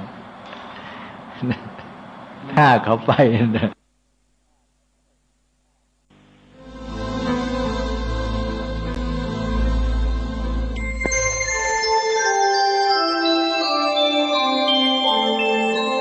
ขณะนี้ท่านกำลังฟังสถานีวิทยุกระจายเสียงพระพุทธศาสนา FM 104.5 เมกะเฮิรตซ์โยโตภควาอะระหังสัมมาสัมพุทโธพระผู้มีพระภาคเจ้านั้นพระองค์ใดเป็นพระอรหันต์ตรัสรู้เองโดยชอบแล้วสวากาโตเยนะภะคะวะตาธัมโมพระธรรมคือศาสนาที่พระผู้มีพระภาคเจ้านั้นทรงได้ตรัสไว้ดีแล้วสุปฏิปันโนยะสาภะคะวะโตสาวกสังโฆพระสงฆ์คือผู้ทรงธรรมวินัยซึ่งเป็นสาวกของพระผู้มีพระภาคเจ้านั้นหมู่ใดเป็นผู้ปฏิบัติดีแล้วตามมายังพระภะวันตังสัทธัมมังสัทธัมมังอิเมหิสังฆาเรหิยาคาระหังนาโรติเตหินาภิปุณยามะข้าพระเจ้าขอบูชาอย่างยิ่งซึ่งพระผู้มีพระภาคเจ้าพร้อมทั้งพระศาสดาและพระอริยสงฆ์เจ้าทั้งหลายด้วยเครื่องสักการะเหล่านี้ ข้าพระเจ้าได้ยกขึ้นปฏิสถานไว้ดีแล้วในที่อันสมควรอย่างยิ่งเช่นนี้สาธุโนปันเตภควาสุจิราภรินิพพุตโตภิพระผู้มีพระภาคเจ้าพระองค์นั้นแม้ปรินิพพานนานแล้วก็ตามข้าแต่พระองค์ผู้เจริญถึงอย่างประโยชน์อันยิ่งใหญ่แด่สาธุชนทั้งหลายปาฏิมาจนกานุกรรมปมาณกาอิเมตตาเรทุกตาปนาคาทุเตปฏิกันนาตุขอจงรับเครื่องสักการะบรรณาการของผลยากทั้งหลายเหล่านี้ด้วยเพื่ออนุเคราะห์แด่ปัจจุบันผู้เกิดแล้วในภายหลังด้วยธรรมาตังทิกรตังหิตายะสุขายะเพื่อเป็นประโยชน์เพื่อความสุขแก่ข้าพเจ้าทั้งหลายสิ้นกาลนานเทอญอะระหังสัมมาสัมพุทโธภควาพระผู้มีพระภาคเจ้าเป็นพระอรหันต์ดับกิเลสทุกข์สิ้นเชิงตรัสรู้ชอบได้โดยพระองค์เองพุทธังภควันตังอภิวาเทมิข้าพระเจ้าอภิวาทพระผู้มีพระภาคเจ้าผู้รู้ผู้เกิดผู้เบิกบานสวากขาโตภะคะวะตาธัมโมพระธรรมเป็นธรรมที่พระผู้มีพระภาคเจ้าตรัสไว้ดีแล้วธัมมังนัมมัสสามิข้าพระเจ้านมัสการพระธรรมสุปฏิปันโนภะคะวะโตสาวกสังโฆพระสงฆ์สาวกของพระผู้มีพระภาคเจ้าปฏิบัติดีแล้วสังฆังนามามิข้าพระเจ้านอบน้อมพระสงฆ์ท่านธรรมยังพุทธัสสะภะคะวะโตปุปภาคณมการังกะโร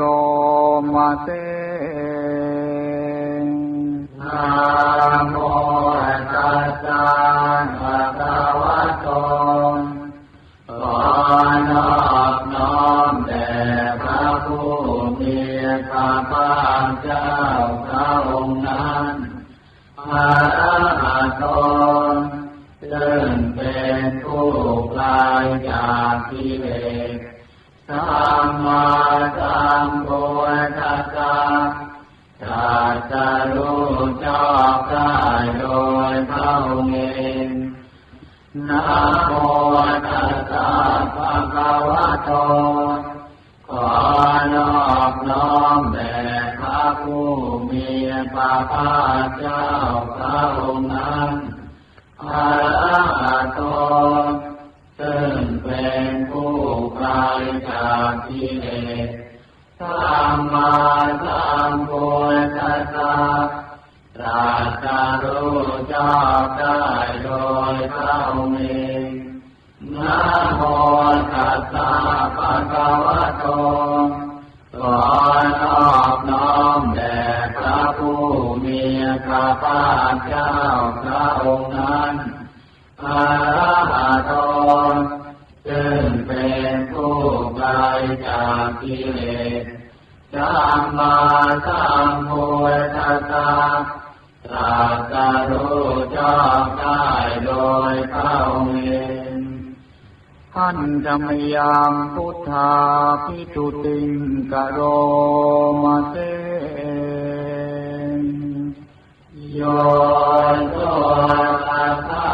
ตะโตราตถาคตเจ้านั้นพระองค์ใดอาระหังเป็นผู้ไกลจากกิเลสสัมมาสัมพุทโธเป็นผู้ตรัสรู้ชอบได้โดยพระองค์เองวิชาจารณสัมปันโนเป็นผู้ถึงพร้อมด้วยวิชาและจารณะสุขโตเป็นผู้ไปแล้วด้วยดีโลกวิทูเป็นผู้รู้โลกอย่างแจ่มแจ้งอนุตตรบุริกธรรมสารถิเป็นผู้สามารถเป็นบุรุษที่สมควรฝึกได้อย่างไม่มีใครยิ่งกว่าตาตาเทวมนุษย์นังเป็นผู้สอนของเทวดาและมนุษย์ทั้งหลายพุทโธเป็นผู้รู้ผู้ตื่นผู้เบิกบานด้วยธรรมภควาเป็นผู้มีความจำเริญจำแนกธรรมสั่งสอนสัตว์โยอิมังโลกังสัพเพวะกังสัมมาระกังสัพพะมะกังสัจจมนะกัมมะนิงปะกังสัพเพวะมะโนตังสยังอภิญญาสาธิอาภวะภเวเทติพระผู้มีพระภาคเจ้าพระองค์ใดได้ทรงทำความดับทุกข์ให้แจ้งด้วยพระปัญญาอันยิ่งเองแล้วทรงสอนโลกนี้พร้อมทั้งเทวดามารพรหมและหมู่สัตว์พร้อมทั้งสมณพราหมณ์พร้อมทั้งเทวดาและมนุษย์ให้รู้ตามโยธัมมังเทเสติพระผู้มีพระภาคเจ้าพระองค์ใดทรงแสดงธรรมแล้วอาทิกัลยาณังสายร้อในเบื้องต้นมาเทกัลยาณังสายร้อในท่ามกลางปาริโยสานกัลยาณังสายร้อในที่สุดสัทธังกัลยัญจนังเกวะละปริปุณังปริสุทธังสัมมัจจริยังปะกาเสติทรงประกาศพรหมจรรย์คือแบบแห่งการปฏิบัติงานประเสริฐบริสุทธิ์บ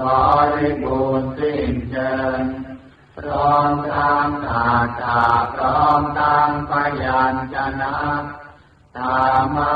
งภะคะวันตังอภิปูชยามิข้าพระเจ้าบูชาอย่างยิ่งเฉพาะพระผู้มีพระภาคเจ้าพระองค์นั้น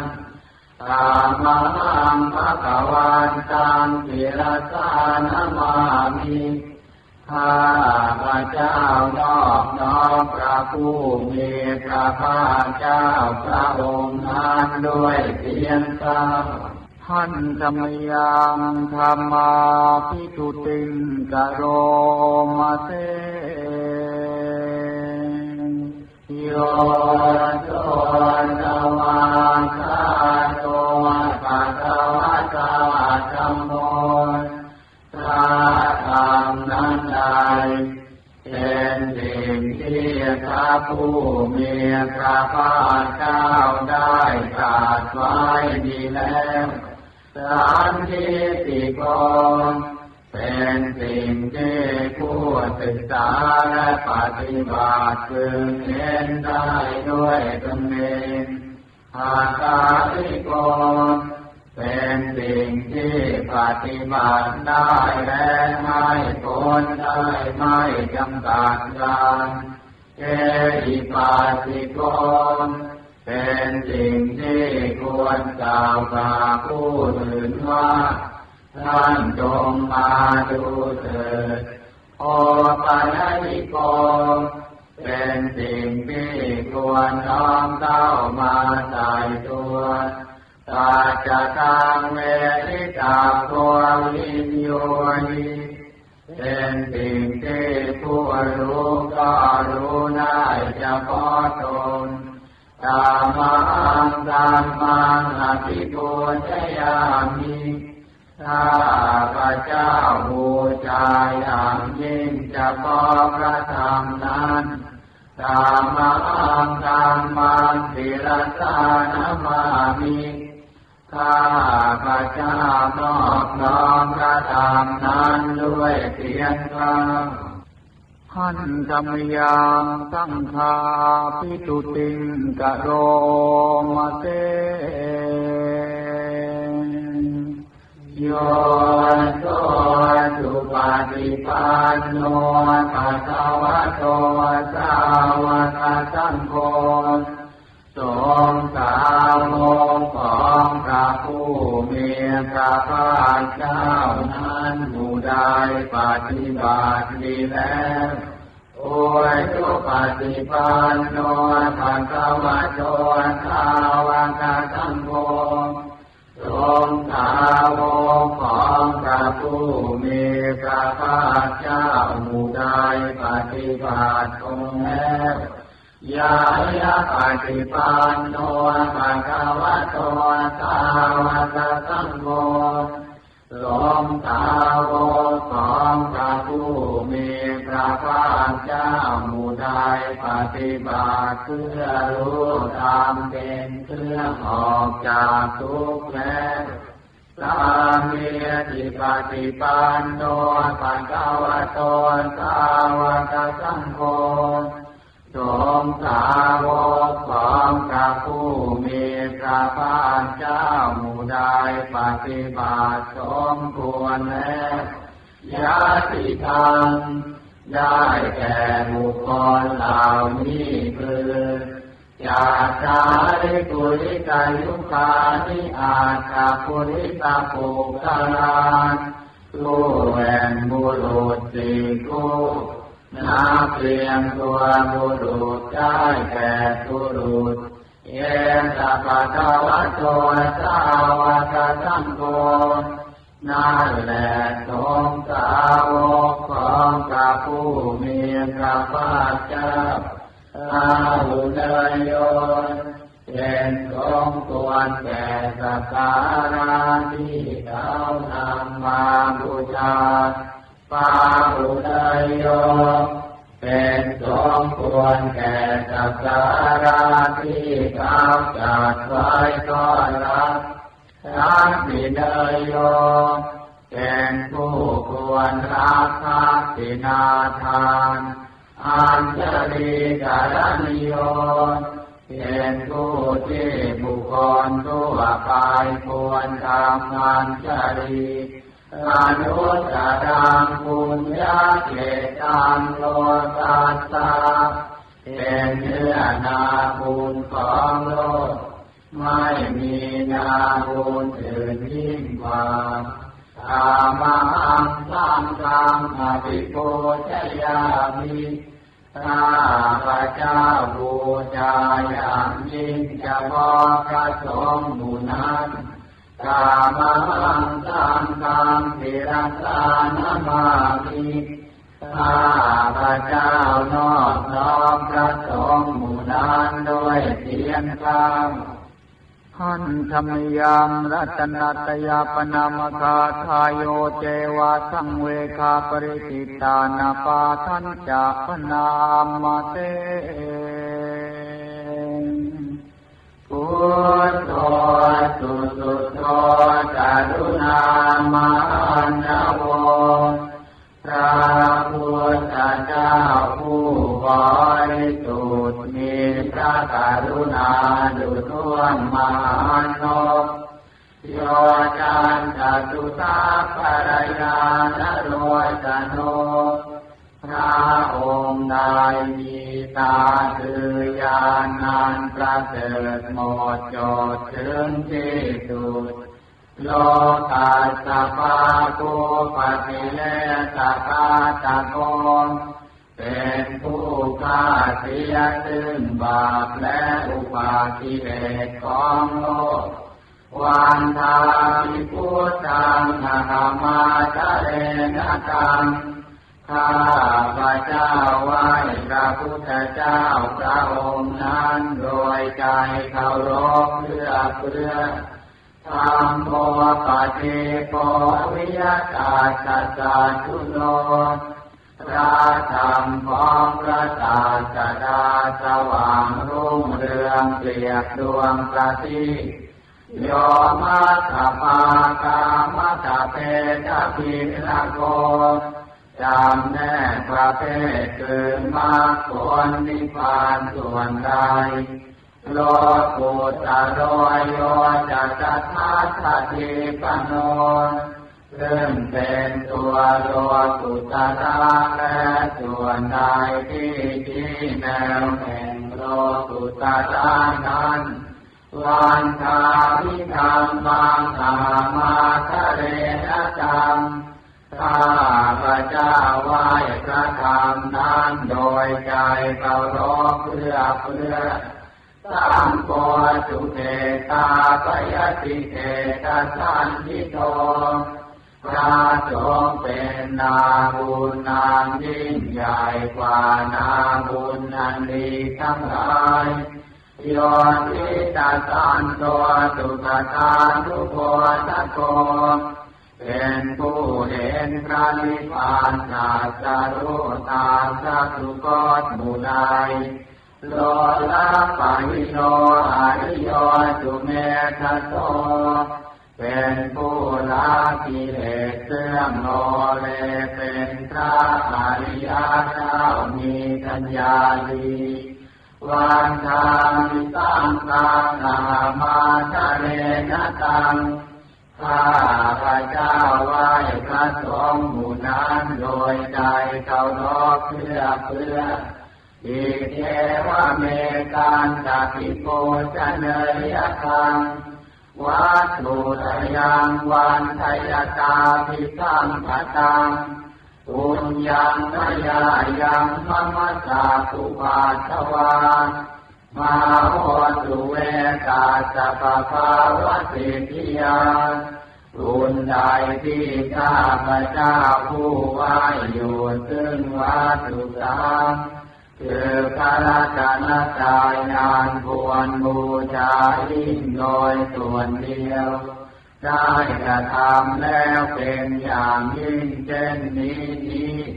ขออุปาสวะทั้งหลายจงอย่ามีแก่ข้าพระเจ้าเลยด้วยอำนาจความสำเร็จการเกิดจากบุญนั้นอิทาตถาคโตโลเกอุปันโนพระตถาคตเจ้าเกิดขึ้นแล้วในโลกนี้อาระหังสัมมาสัมพุทโธเป็นผู้กายจากกิเลสอาสรู้ชอบได้โดยเราเองธัมโมจะเทสิโตนิยานิโกและพระธรรมที่ทรงแสดงเป็นธรรมเพื่อออกจากทุกข์อุปาทานิโกกาลิปานิโกเป็นเครื่องสงบกิเลสเป็นไปเพื่อการนิพพานสัมโพธิคามีสุขตาภเวทิโต เป็นไปเพื่อความรู้พร้อมเป็นธรรมที่พระสุคตประทานนายันตังตามวันสุตวาเนวังชานามาพวกเราเมื่อได้ฟังธรรมนั้นแล้วจึงได้รู้อย่างนี้ว่าชาติปิทุกขาแม้ความเกิดก็เป็นทุกข์ชราปิทุกขาแม้ความแก่ก็เป็นทุกข์มรณะปิทุกขังแม้ความตายก็เป็นทุกข์โสกปาริเทวทุกขโทมนัสสุปายาสาปิทุกขาแม้ความโศกความร่ำไรรำพันความไม่สบายกายความไม่สบายใจความคับแค้นใจก็เป็นทุกข์อาภิเยติสัมปโยชน์โมทุกโขความประสบกับสิ่งไม่เป็นที่รักที่พอใจก็เป็นทุกข์ปิเยนิวิปโยชน์โมทุกโขความรักจากสิ่งเป็นที่รักที่พอใจก็เป็นทุกข์ยามอิทังนรปฏิตามปิทุกขังมีความปรารถนาสิ่งใดไม่ได้สิ่งนั้นก็เป็นทุกข์ตามที่เตนะปัญจุปาทานขันธาทุกขาว่าโดยย่ออุปาทานขันธ์ทั้งห้าเป็นตัวทุกข์เตยะทิทางได้แก่สิ่งเหล่านี้คือรูปุปาทานขันธ์โทขันธ์เป็นที่ตั้งแห่งความยึดมั่นคือรูปเวทนูปาทานขันธ์โทขันธ์เป็นที่ตั้งแห่งความยึดมั่นคือเวทนาสัญญูปาทานขันธ์โทขันธ์เป็นที่ตั้งแห่งความยึดมั่นคือสัญญาสังขารูปาทานขันธ์โทขันธ์เป็นที่ตั้งแห่งความยึดมั่นคือสังขารวิญญาณูปาทานขันธ์โทขันธ์เป็นที่ตั้งแห่งความยึดมั่นคือวิญญาณเยตังสริยายะเพื่อให้สาวกกำหนดรอบรู้อุปาทานทั้งเหล่านี้เองคารมาโนโตภควาจึงพระผู้มีพระภาคเจ้านั้นเมื่อยามทรงพระชนอยู่เอวังเต้าลังสาวะเทวิเนติย่อมทรงแนะนำสาวกทั้งหลายเช่นนี้เป็นส่วนมากเอวังปังอาจะปนาจะปะภวะโตสาวะเกตุอนุสาสนีพระหุลาภวะจักขีหนึ่งคำสั่งสอนของพระผู้มีพระภาคเจ้านั้นย่อมเป็นใจในสาวกทั้งหลายส่วนมากมีส่วนคือการจำแนกอย่างนี้ว่ารูปังอนิจจังโลกไม่เที่ยงเวทนาอนิจจังเวทนาไม่เที่ยงสัญญาอนิจจังสัญญาไม่เที่ยงสังขาราอนิจจังสังขารไม่เที่ยงวิญญาณังอนิจจังวิญญาณไม่เที่ยงรูปังอนัตตารูปไม่ใช่ตัวตนเวทนาอนัตตาเวทนาไม่ใช่ตัวตนสัญญาอนัตตาสัญญาไม่ใช่ตัวตนสังขาราอนัตตาสังขารไม่ใช่ตัวตนวิญญาณังอนัตตาวิญญาณไม่ใช่ตัวตนสัพเพสังขาราอนิจจาสังขารทั้งหลายทั้งปวงไม่เที่ยง สาเปธัมมาอนัตตาติธรรมทั้งหลายทั้งปวงไม่ใช่ตัวตนดังนี้เตนะยังโอตินามาพวกเราทั้งหลายเป็นผู้ถูกครอบงำแล้วชาติญาณโดยความเกิดชรามรณะนาโดยความแก่และความตายโลกเปหิปริเทเวหิทุกเขหิโทมานาเตหิอุปายาเตหิโดยความโศกความร่ำไรรำพัน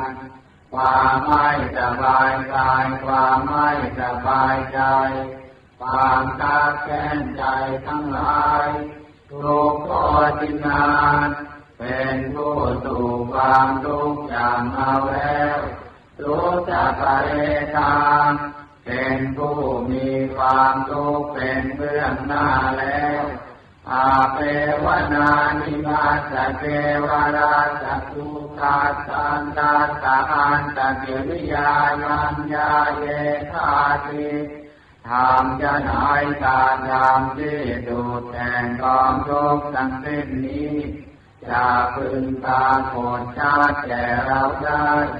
เยระบารินิพุตังทิตังภัตวันตังอุทิสหราหันตังสัมมาสัมพุทธังเราทั้งหลายอุทิศเฉพาะพระผู้มีพระภาคเจ้า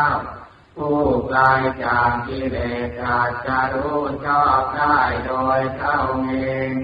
แม้ปรินิพพานนานแล้วพระองค์นั้นตาทาอาคารัตมาอนาคาริยังปาปสิตาเป็นผู้มีศรัทธาออกบวชจากเรือนให้เกี่ยวข้องด้วยเรือนแล้วตาสามิภควาติพระมจริยังจารามา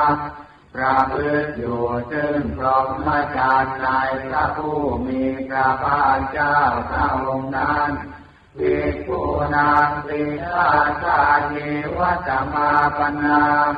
ถึงพร้อมด้วยสิกขาและธรรมเป็นเครื่องเลี้ยงชีวิตของภิกษุทั้งหลายตามโนกรรมจริยามหิมาสเทวราชตุกาคันตาสหันตกิริยายะสังวาสตุขอให้พรหมจรรย์ของเราทั้งหลายนั้นจงเป็นไปเพื่อการทำที่สุดแห่งกองทุกข์ทั้งสิ้นนี้เถิดชิรามารินิพุตังทิตังภควาตังสารนังคตังเราทั้งหลายช่วยถึงแล้วซึ่งพระผู้มีพระภาคเจ้าแม้ปรินิพพานนานแล้วพระองค์นั้นเป็นสารณะธรรมันจะสังฆัญจะถึงพระธรรมด้วยถึงพระสงฆ์ด้วยกานาภวะตัวสาสนังยะธาสติยะธาพลังมนสิกาโรมานุปฏิปดามา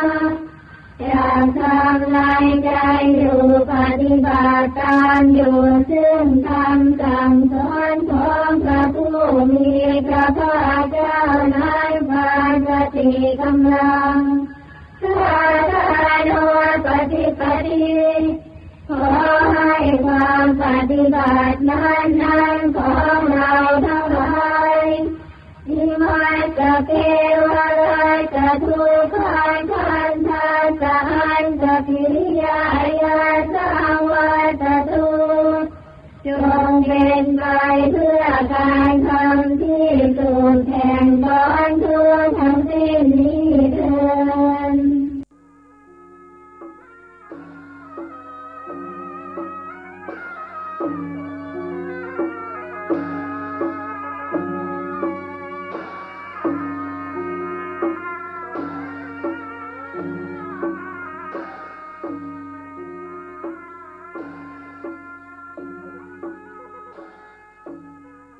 ขอความเจริญในธรรม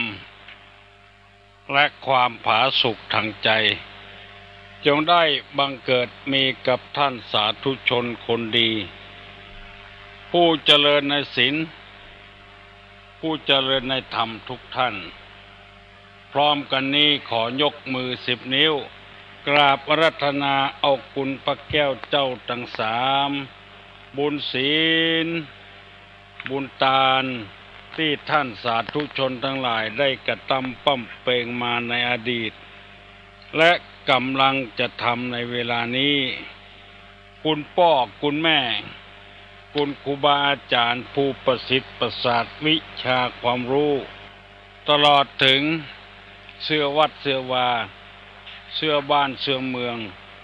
พระสยามเทวาธิราชอันรักษาบริเวณโขงเขตล้านนาไทยเป็นต้นสิ่งศักดิ์สิทธิ์ทั้งหลายอันมีพระธาตุเจ้าโดสุเทพและครูบาเจ้าศรีวิจัยนักบุญแห่งล้านนาไทยขออาราธนาและเชิญชวนมาปกปักรักษาพ่อแม่พี่น้องลูกหลานเหลนวงศาคณาญาติท่านผู้รับฟังรายการทุกท่านขอให้มีความสุขกายสุขใจเหมือนกันทุกคนทุกท่านนานแสนนานได้เทินกาเลนะธรรมัสสวนังเอตัมมังคะละมุตตัมมังมาแล้วเนอพ่อออกแม่ออกพี่ป้านาอาศรัทธานาบุญทั้งหลายเสียงก้องเสียงก้องเสียงมองต่ำเข้าเสียงตุเจ้าเทศนาธรรมมาถึงบ้านมาถึงในเฮือนมาถึงบนเฮือนมาถึงที่นอนมาถึงกุฏิที่พี่น้องทั้งหลายเปิดวิทยุรับฟังมาเพื่อให้พี่น้องทั้งหลายมีความเข้าใจในพระธรรมคำสั่งสอนในทางพระพุทธศาสนาได้พยายามเอาธรรมะมาให้ท่านทั้งหลายได้ฟังเพื่อจะชำระจิตชำระใจให้สะอาดให้บริสุทธิ์ให้ผ่องใสของอันใดที่มันสะอาดมันบ่เป็นพิษบ่เป็นภัยอาหารที่สะอาดบ่เป็นพิษเป็นภัยกับกระเพาะลำไส้นอกไปจากนั้นยังมีการบำรุงร่างกายให้อ้วนท้วนสมบูรณ์ปราศจากโรคภัยได้เสื้อผ้าที่สะอาดซักสีดีดักแล้วเอามาสวมเอามาใส่ก็จื่นอกจื่นใจไปตั้งใดบ่เมนบ่ทราบถ้วยจ้อนที่สะอาดล้างแล้วเช็ดแล้วเอาตากไว้แล้วเอามาใส่ข้าวใส่แกงกินเข้าไปก็บ่ต้องระวังระแวงธรรมะนี่เป็นได้กุอย่างเป็นน้ำที่ล้างสิ่งสกปรกเป็นน้ำที่ดื่มเข้าไปและแก้ความหิวแก้ความหายกระหายเป็นน้ำหดต้นไม้ก็สดชื่นขึ้นมาเอาอาบก็ได้เอาล้างถ้วยล้างจานก็ได้ทำให้ร่างกายสะอาดทำให้ถ้วยจานสะอาดจิตใจที่สกปรกจะต้องล้างด้วยธรรมะถ้าหาธรรมะมาล้างบ่ได้ก็จิตใจจะสกปรกยิ่งขึ้นไปแค่เริ่มก็เดือดร้อนแล้วเกิดใจบ่ได้ก็เดือดร้อนแล้วคุณงามความดีที่ทำมาในอดีตถ้าปราศจากธรรมะภายหลังคุณงามความดีนั้นก็จะอันตรธานไปเพราะฉะนั้นธรรมะจึงเป็นสิ่งที่สำคัญ สำหรับในชีวิตของเฮาตุลุงจึงได้นำเอาธรรมะมาเสนอเพื่อต้านผู้ฟังทั้งหลายและบ่เป็นพิษบ่เป็นภัยกับไผแล่งฟังแล่งมีความเข้าใจแล่งมีความรู้มันจะเป็นพิษเป็นภัยสำหรับคนที่บ่ต้องการธรรมะชอบเบียดเบียนคนอื่นจะว่าบ่ต้องการก็บ่ได้เวลาคนอื่นเบียดเบียนตัวเองบ้างตัวเองก็เดือดร้อนเหมือนกันชอบอิจฉาริษยาใส่ร้ายป้ายสีคนอื่นเวลาตัวถูกอิจฉาริษยาถูกใส่ร้ายป้ายสีตัวก็เดือดร้อนมันจะแบบมีภัยที่บ่ต้องการความเป็นธรรมแม้แต่นักโทษมีโทษเปิ้นจะเอาไปลงโทษยังมีการอุทธรณ์มีการถวายฎีกาเพื่อความเป็นธรรมนั่นเองเพราะฉะนั้นขอพี่น้องข้องหิ่งทั้งหลายอย่าไปฟังเบื่อฟังนายฟังก้ายจากการปฏิบัติธรรมฟังธรรมความจริงการปฏิบัติธรรมนั้นบ่จำเป็นที่จะต้องไปนั่งปั้มเป่งภาวนา3 วัน 7 วันเดือน2 เดือนอยู่ที่ไหนก็ทำได้ของฮือเฮามีสุจริตกายสุจริตกรรมปากสุจริตจิตใจสุจริตบ่มีทุจริตกับไผซื่อไปซื่อมาทำตัวเหมือนพระอรหันต์ถึงแม้นเฮาบ่ใช่เป็นพระอรหันต์ก็ทำตัวเหมือนพระอรหันต์พระอรหันต์มีลักษณะอย่างใดใครรู้พระอรหันต์มีลักษณะเช่นใดพระอรหันต์เวลาเอามือจกเข้าในถุงข้าวสาร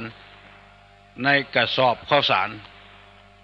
ถ้าเวลาจกเข้าไปนั้นซื่อมือไป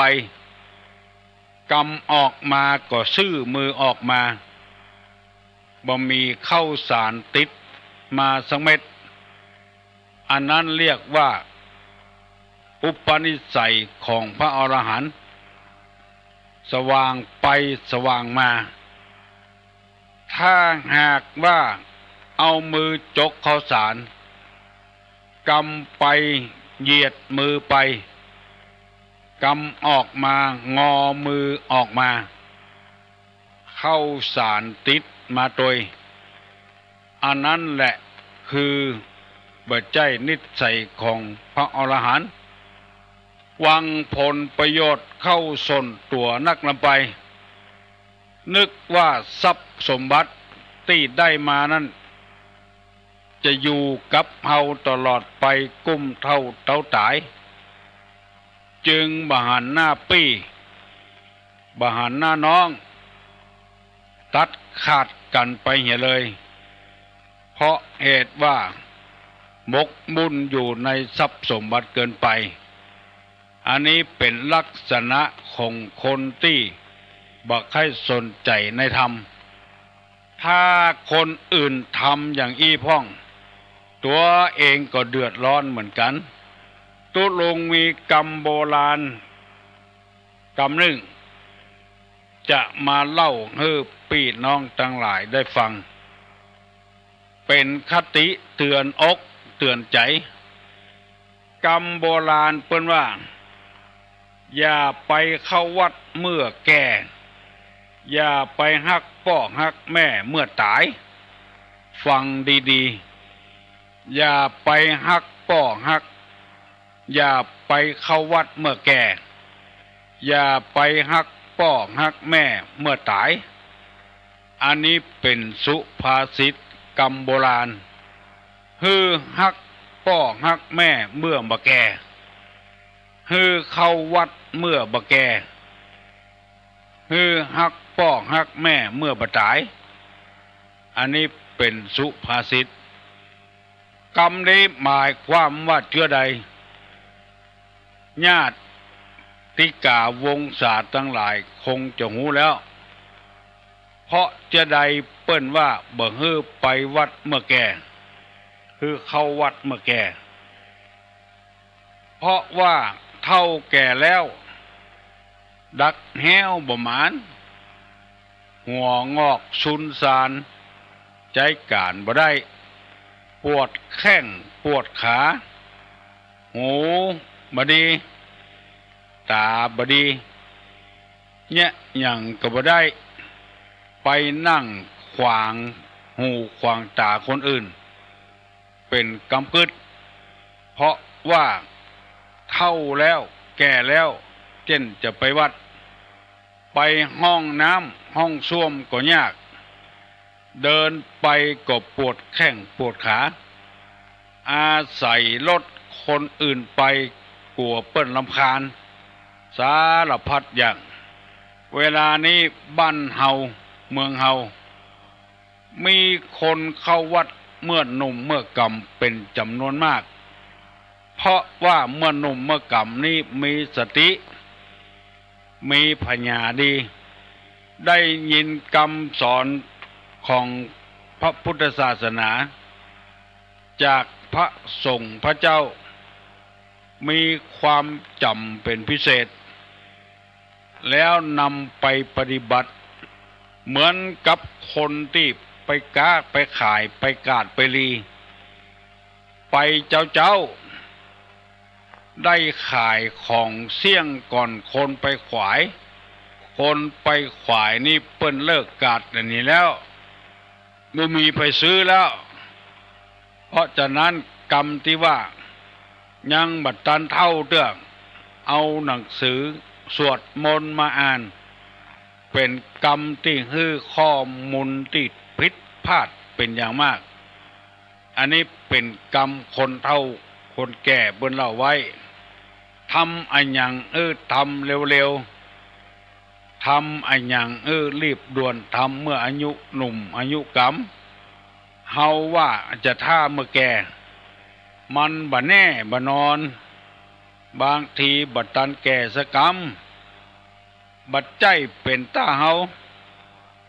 มันอาจจะเป็นต้าคนอื่นขี่รถขึ้นรถไปเกิดอุบัติเหตุขึ้นแข้งหักขาห้านไปเสียก่อนหรือตายไปเสียก่อนก็บ่ได้มีโอกาสไปวัดไปวาไปเมื่อหนุ่มๆกำไป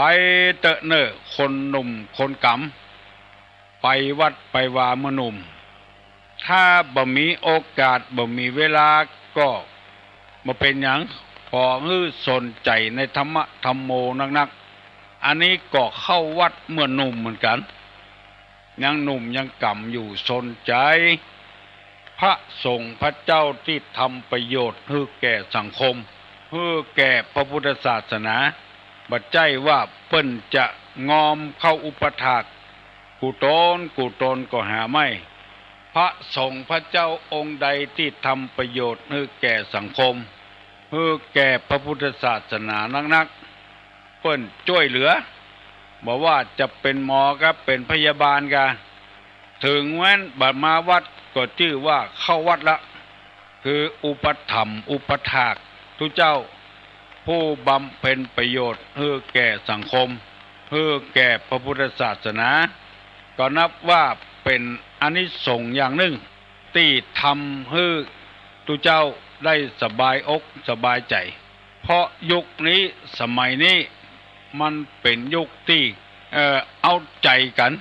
ยุคที่มีเส้นมีสายกันถ้าบ่มีเส้นบ่มีสายก็เดือดร้อนแต่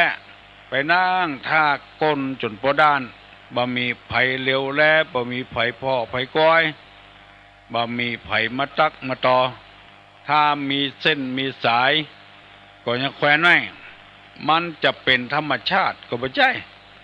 ยามเป็นจะเป็นคิวก็บ่ใช่เด้อเพราะมันมีหั่นอย่างคือคนนิยมวัตถุโดยอาศัยเหตุนี้ขอเชิญชวนมวลต้านผู้ฟังทั้งหลายให้เข้าวัดเมื่อหนุ่มๆอย่าไปเข้าวัดเมื่อแก่ การเข้าวัดนี้บัดใจว่าไปวัดไปวาอย่างเดียวคือบำเพ็ญประโยชน์ให้แก่สังคมก็ชื่อว่าไปวัดไปวาแล้วทำตัวบื้อเดือดร้อนป้อบอกให้เดือดร้อนแม่เฮาก็สงเคราะห์ว่าไปวัดละ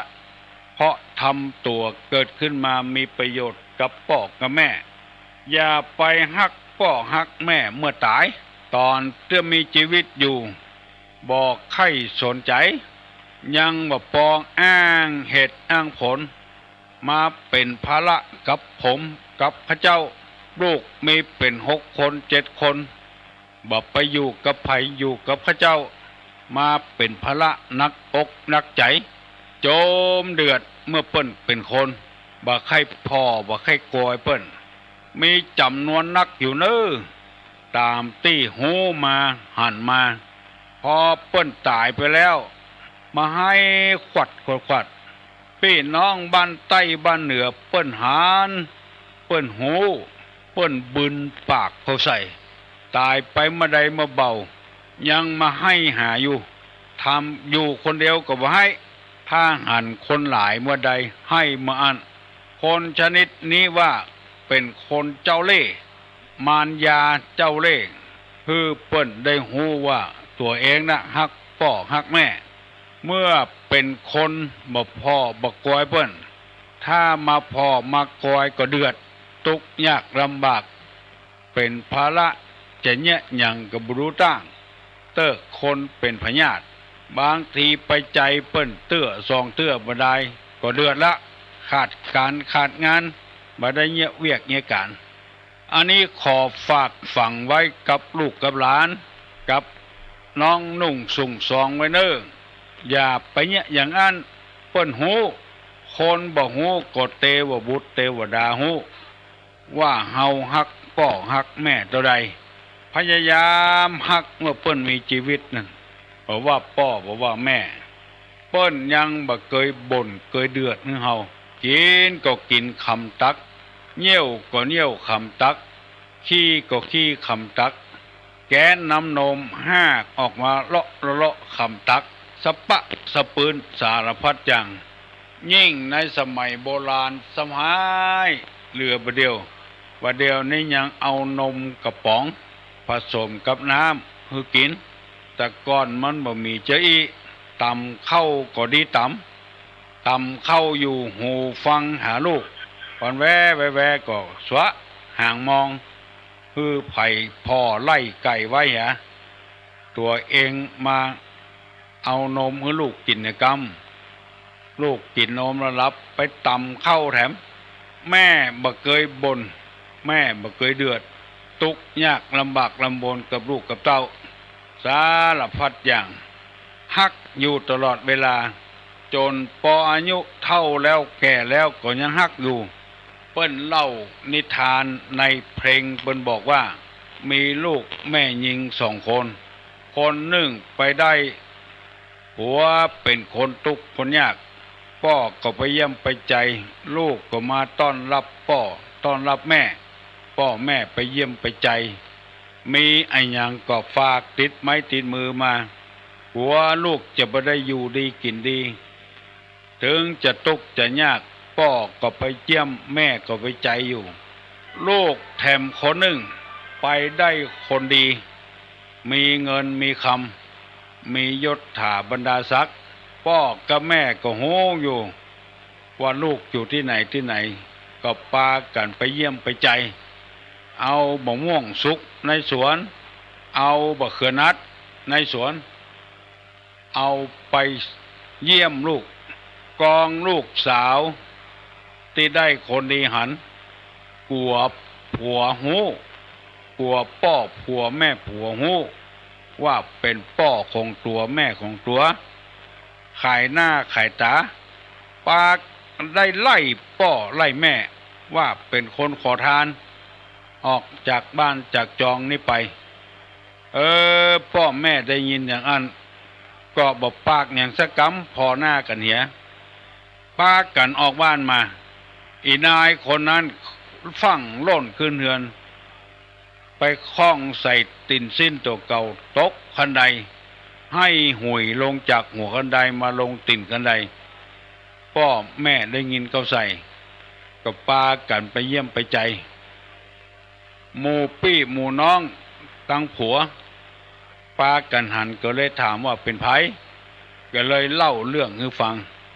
เป็นว่าเป็นพ่อเป็นแม่ของอีนายคนนี้ได้ผัวดีแล้วบอกพ่อแม่ว่าพ่อแม่เป็นคนขอทานผัวขายหน้าขายตาผัวแม่ผัวเลยเอา2 เท่านี้ไปเลี้ยงไว้ในบ้านปากันประนามอีนายคนนี้ที่ไล่พ่อไล่แม่ออกจากบ้านส่งสการตานคาบก็บ่เต็มที่เต็มทางอันนี้ถึงจะเป็นนิทานที่เพิ่นเล่ากันมาก็ตามมันเป็นอุทาหรณ์เป็นตัวอย่างบาปกรรมเวลาเนี้ยมันบาไต่ขอบดงขอบเหิงมันไต่ขอบมูลีไม่ติ่นไม่มือไม่หัวใจตลอดเวลา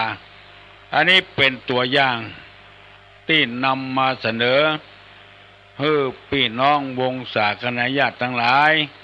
อย่าไปวัดเมื่อแก่อย่าไปฮักพ่อฮักแม่เมื่อตายเปิ้นหูว่าเฮาเป็นคนเจอใดเปิ้นบ่ปากบ่ได้เมื่อยามเป็นคนด่าเปิ้นกำไตชินไตเสื้อเก็บมาด่าคนเฒ่าบางคนก็ดีดักเหียปล่อยให้ลูกด่าคนเฒ่าบางคนก็บ่ดีด่าตอบด่าแตนหยาดน้ำตกแผ่นดินแจ้งลูกแจ้งเจ้าอันนี้ตุลุงขอฝากไว้กับพี่อาวเจ้าเจือน้องนุ่งสุ่งซองพี่น้องข้องหินทั้งหลายพยายามทำตามธรรมชาติไปเมื่อหนุ่มๆกำๆเนี้ยไปบวชเมื่อเป็นเนนเนี้ยมันดีได้หูได้ยินนักไปบวชเมื่อเฒ่าเมื่อแก่นิสัยเดิมมันยังมีอยู่ห่วงเข้าห่วงของอยู่ถ้าสามารถแก้ได้ก็ยังแควนบางรายแก้บ่ได้ไปบวชเมื่อแก่เป็นเผียวเจ้าวาดเป็นเผียวเจ้าคณะตำบลก็ยังห่วงบ้านห่วงจองอยู่ของกินอาหารการกินแทนที่มันเกิดกับกันในวัดตึงตุหนุ่มตึงเนนมันเป็นลาภที่ได้มาจะเอามาสู้มาจูกันกินสู้จูกันใจบ่ฮื้อไผกินบ่ฮื้อไผใจเก็บไว้เอาไปส่งให้ลูกให้หลานทั้งบ้านอันนี้ก็เข้าวัดเมื่อแก่ฮักพ่อฮักแม่เมื่อเฒ่าเมื่อหนุ่มเมื่อกำบากกุดแห่งเก้าบ่ฮักมาฮักเมื่อแก่เพะเมื่อเฒ่าเพะไปส่งให้พ่อให้แม่ให้ระวังเน้อเหมือนกับกินปุ๋นกินเข้าไปแตกในปากมันลำแตกมันจะฮ้อนไส้ฮ้อนตองปุ่นมันบ่เป็นที่หน้าอภิรมย์จมชื่นยินดีหยังขอประกาศขอบคุณพี่น้อง10 สาวชาวบ้านตะวานี้หลวงพ่อวัดแสนฝางมาได้มาบอกนึตุลุงเอาน้ำเพิงน้ำอ้อยมาตานตัวยินดีกับตุเซลเนอร์ที่ได้ประกาศให้คนทั้งหลายได้รับทราบปากันมาทำบุญตักบาตรน้ำเพิงน้ำอ้อยพี่น้องตั้งสารปีมาตั้งห่างดงมาตั้งดอยสะเก็ดสันทรายสังกะแปงมาแม่ลิมแม่แต่งมาก็ว่ามาได้ยินตุเจ้าเซลประกาศทางวิทยุปากันมาทำบุญตักบาตรน้ำเพิงน้ำอ้อยขออนุโมทนาสาธุพี่น้องในหัวในเวียงตยแล้วบางคนยังสงสัยอยู่ว่ามีรูปพระเจ้าแล้วก็รูปพระฤาษีพระฤาษีนอนคว่ำแล้วรูปพระเจ้าไต่พระฤาษีไปพระฤาษีนั้นเปิ้นว่าตอนนั้นกำลังปั้มเป่งภาวนาหันพระทีปังกรพระเจ้าองค์หนึ่งในภัตตกัปก่อนสุเมธฤาษีกกนอนคว่ำของให้พระเจ้า ติปังก่อนเนี่ยไต่หลังไต่ตัวไปกำเป็นขัวเหยียดพระทิปกรไต่คนทั้งหลายหันว่ามันผิดหูผิดตาบ่เคยมีก็เลยขออธิบายให้ท่านทั้งหลายได้ฟังบ่มีอันอย่างมัตตานพระเจ้าทิปังก่อนมีกะเนื้อกะตัวตอนนั้นเป็นพระฤาษีชื่อสุเมธฤาษีก็นอนคว่ำหน้าเป็นการทอดกายพระเจ้าตนนั้น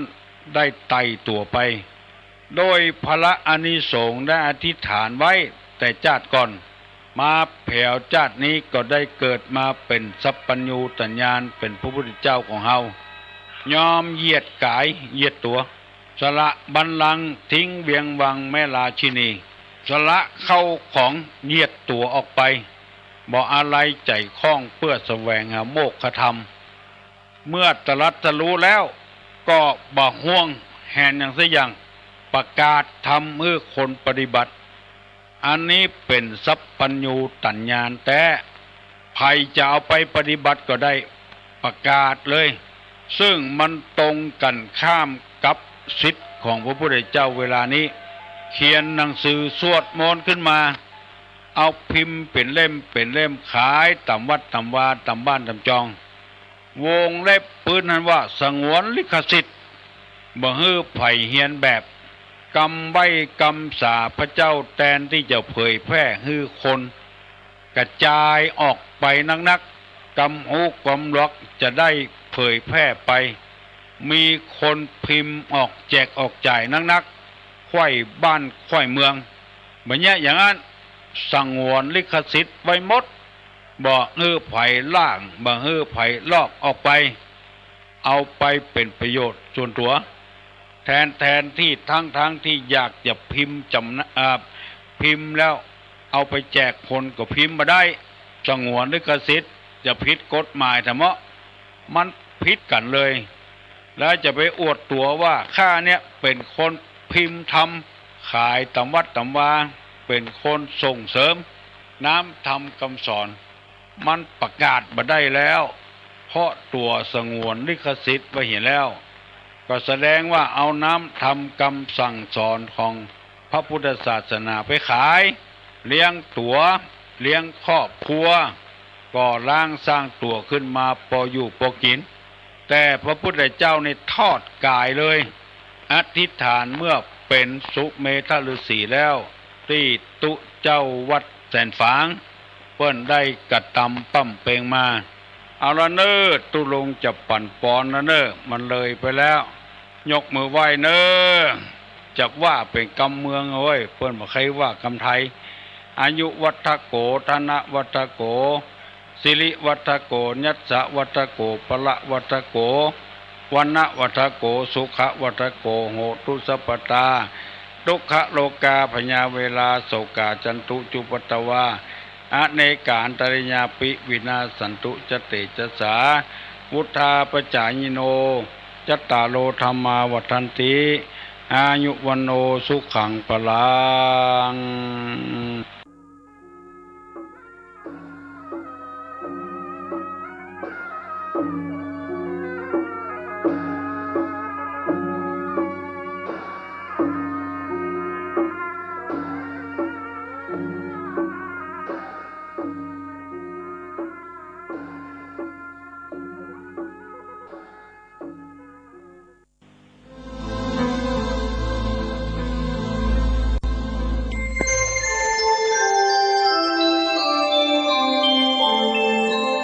ขณะนี้ท่านกำลังฟังสถานีวิทยุกระจายเสียงพระพุทธศาสนา FM 104.5 เมกะเฮิรตซ์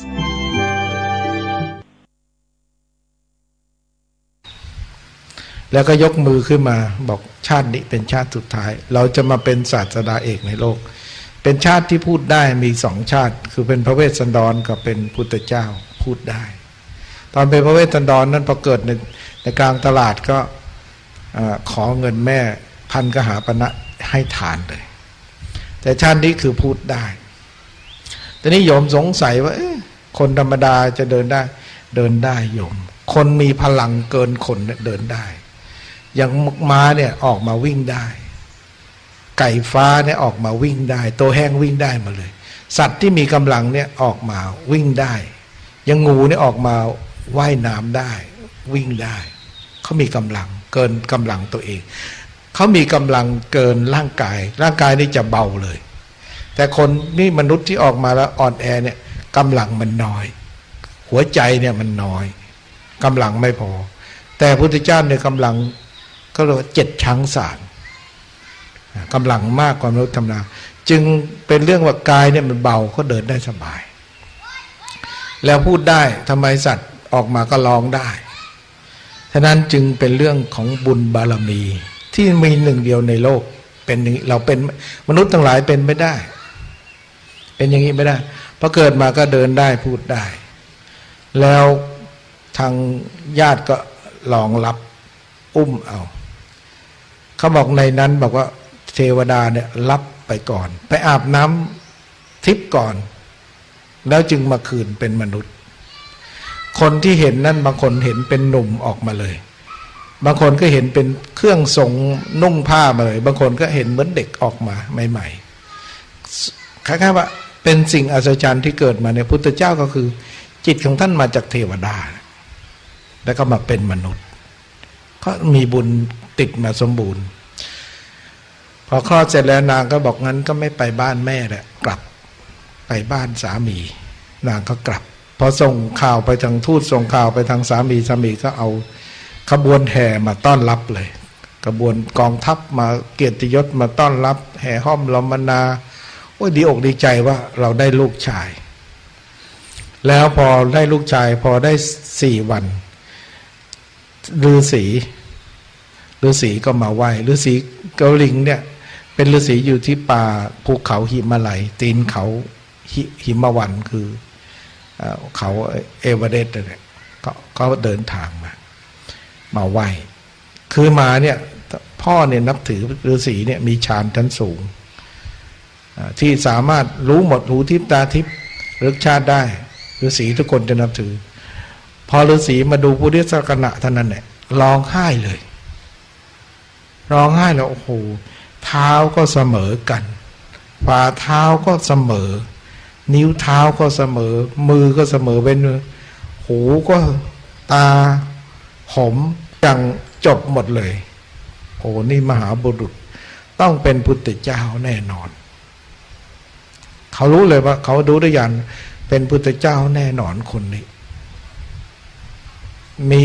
อสิตะพยัญชนะมีอาการ32ที่สมบูรณ์หมดพุทธเจ้าที่เกิดมาคือผมขึ้นดำสนิทแล้วขดเป็นก้นหอยมาเลยนะขดม้วนเป็นขนผมละเอียดมากขนก็ละเอียดแล้วก็มีเส้นเกษาเนี่ยขนเพชรเนี่ยขึ้นที่หน้าผากเนี่ยหน้าผากดึงออกเนี่ยยาวเลยนะแต่พอกบกลับไปขมวนกลมอนุโลม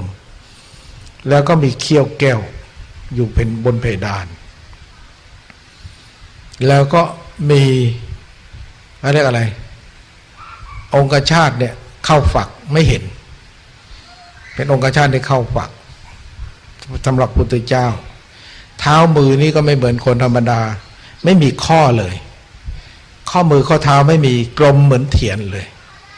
จะไม่มีหัวเข่าไม่มีต่อกันแต่เวลาจะเดินจะเคลื่อนไหวนี่เหมือนสมัยนี้เป็นไดโอลิกนะโยมแข็งแรงมากเดิน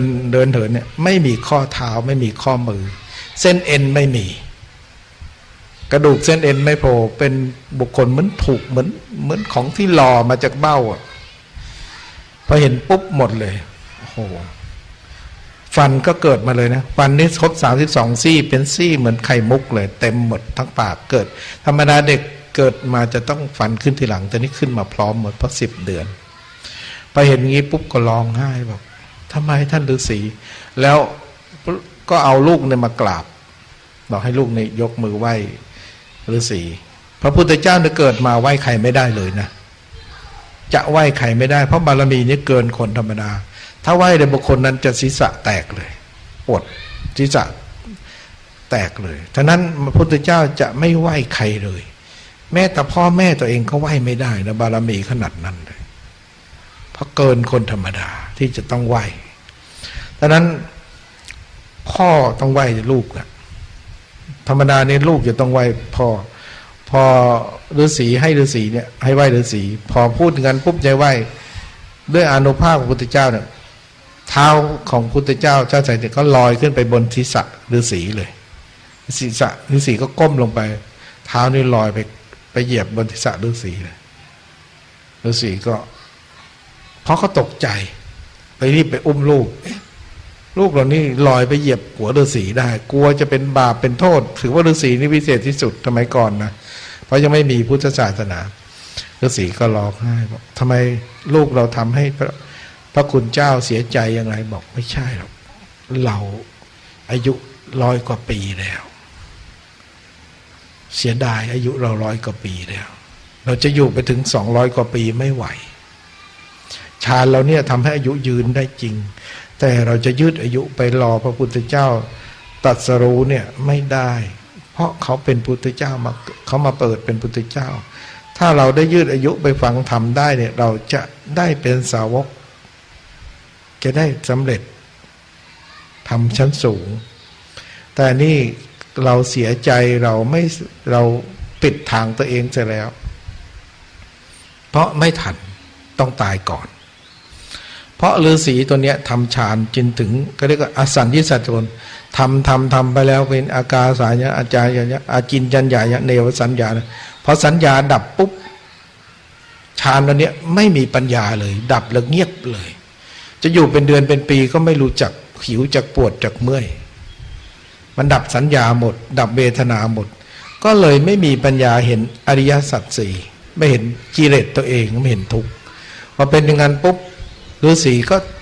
ไปไหนไม่ได้นั่งไปเมื่อไรก็ไปถึงฌานตรงนี้ทุกทีไม่มีปัญญาให้เกิดพ้นทุกข์ได้ก็เลยรู้ว่าตัวเองต้องไปเกิดเป็นอสัญญิสัตตพรหมยาวนานมากเลยพอไปเกิดเป็นพรหมเนี่ยเป็นพรหมลูกฝักซึ่งไม่ได้ยินได้ฟังใครแล้วเขาเรียกผมไม่ยินได้ฟังใครมีแต่รูปอย่างเดียวแต่วิญญาณนี่ดับสนิทไม่ฝังใครก็ต้องรอจนหมดอายุไขของบารมีตัวเองอำนาจฌาน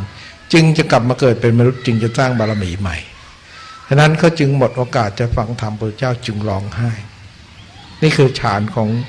ของมิจฉาทิฏฐิที่ว่าทำไปแล้วไม่ไปนิพพานไปแค่สวรรค์ชั้นพรหมเขารู้แต่เขาแก้ตัวเองไม่ได้เพราะไม่มีพุทธเจ้ามาสอนและเขารู้ด้วยว่าพุทธเจ้าองค์เนี้ยถ้าใครได้ฟังธรรมแล้วจะสำเร็จเลยเพราะจะรู้เรื่องฌานเรื่องวิปัสสนาได้ถูกต้องแต่แล้วพอ7 วันนี่เล่าละนัดเวลาจะหมดแล้วโยมบางคนก็บอกว่าเมื่อไรจะจบตัวจริงสงสัยต้องเก็บไปเล่ากลางคืนต่อนะโยมนะเอาครึ่งเดียวนะเดี๋ยวคืนนี้อาตมาจะมาเล่าต่อถ้าเล่าละเอียดเพราะโยมจะต้องกลับบ้านกันเนาะแต่จะเล่าให้เห็นว่าพระพุทธเจ้าเราเกิดอย่างไรนะให้รู้ทีนี้เสร็จแล้วก็พอได้7 วันตอนถึง7 วันนี่ก็มาเชิญพราหมณ์108มาทำนายปุริสลักษณะให้ตั้งชื่อว่าชื่ออะไรดีคนพราหมณ์ทุกวันนี้คนอินเดียยังตั้งชื่อนะเวลาเกิดลูกสาวลูกชายเนี่ยก็จะเชิญคนมากินข้าวที่บ้านและให้โหวตชื่อกันชื่ออะไรดีและตกลงก็เสียงข้างมากก็คือชื่อคนนั้นอินเดียเขายังทำทุกวันนิยมนะอาตมาไปอินเดียบอกพิธีแต่งพิธีเขายังอยู่วิธีตั้งชื่อลูกเนี่ยถ้าเป็นชาวพุทธก็โหวตกันนั่นแหละชื่อสิทธัตถะชื่อลาหุนชื่ออะไรแล้วตกลงพอกรรมการที่มากินข้าวน่ะเสียงข้างมากก็คือชื่อคนนั้น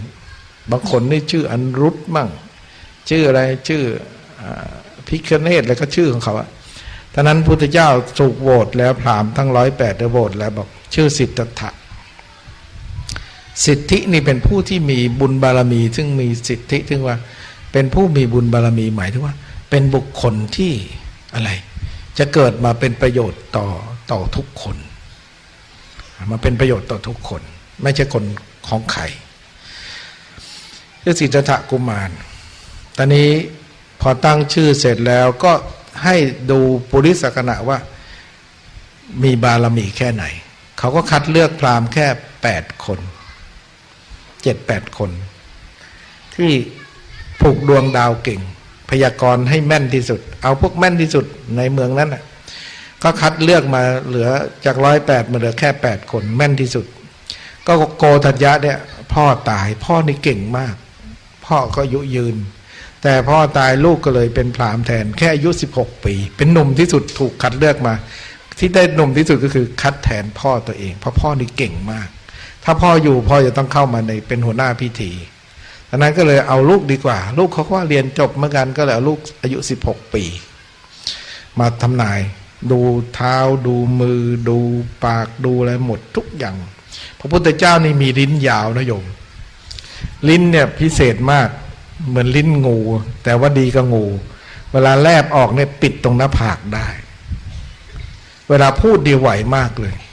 ก็บอกว่าพระอานนท์เนี่ยพูดเร็วพระอานนท์พูด8 คำเท่ากับคนอื่นพูด1 คำพระอานนท์พูดเร็วนะแต่พูดชักถ้อยชักคำสงสัยเหมือนพวกสมัครมันพูดนะแต่ว่ามันนึกถึงสมัครคนสมัยนี้คนพูดเร็วกลายเป็นคนพูดไม่ดีใช่ไหมคนอินเดียก็พูดเร็วโยมลิ้นหลวมนะนี่พระอานนท์เนี่ยพูด8 คำคนอื่นจะพูดได้คำแต่พระอานนท์เนี่ยพูดได้8 ค